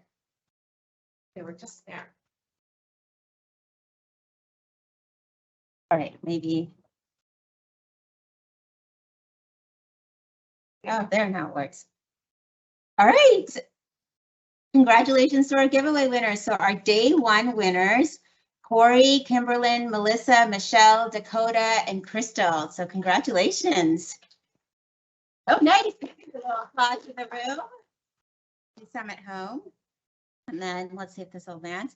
And our day 2 winners, Jen, Casey, Emily, Allison, and Venus. So congratulations. All right, so I have the honor of doing some closing remarks for us. And I just want to say a few things. So research is something that's critical to what we do as an organization. And Swedish Providence, we are the premier healthcare provider in the Pacific Northwest. And what makes us the premier healthcare provider in the Pacific Northwest is the research that we do. It distinguishes us from other organizations. People come to us, we're a trusted provider because of the work that we do. And that work that we do, it's really on the backs of all of you, those of you that are researchers in our community. So I just want to share a story with you about how research can change a person's life. And so this is about a program called the MOM study. And this is a clinical trial that studies 2 types of buprenorphine, and it's used for the management of opiate disorders. And this study is done particularly in pregnant people. And so the study is run by Dr. Vanja Rudolph, and it's done with the Swedish Medical and Surgical Subspecialty Research Team. And so what the team does is it allows this, they enroll subjects, and then the subjects then get an opportunity to receive an injection as part of the treatment program. And then they also have a chance to do some trauma-informed care that's given as part of being a study participant. So they put signs up kind of all over the community to get recipients to join in the study.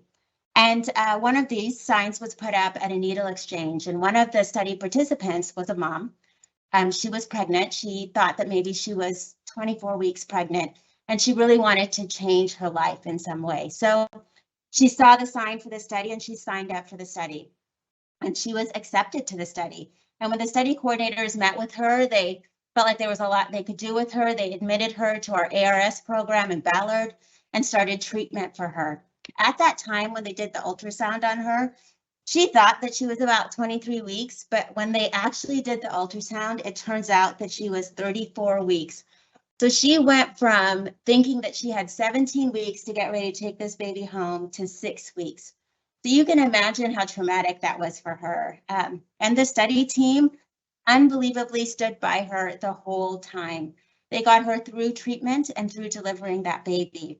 So that mom now lives independently in an apartment on her own with her baby. The team has supported her with travel. The team has supported her with healthcare. The team has supported her with being an advocate for her with CPS, or Child Protective Services. And now she's doing fantastic. They still contact her. And you know what? She had a milestone recently, which was getting her own vehicle. So I think that research does so much more. I mean, it does change populations, but it changes individual lives also. So I want to thank you all for being amazing researchers and for being dedicated to our community. I want to thank everybody for attending, because I know your time is valuable, and the fact that you're spending it here to learn more tells me a lot about what your commitment is. And then I want to thank us all for being able to put on another successful learning and research program. So thank you all, and that's all I have to say. Have a fantastic afternoon.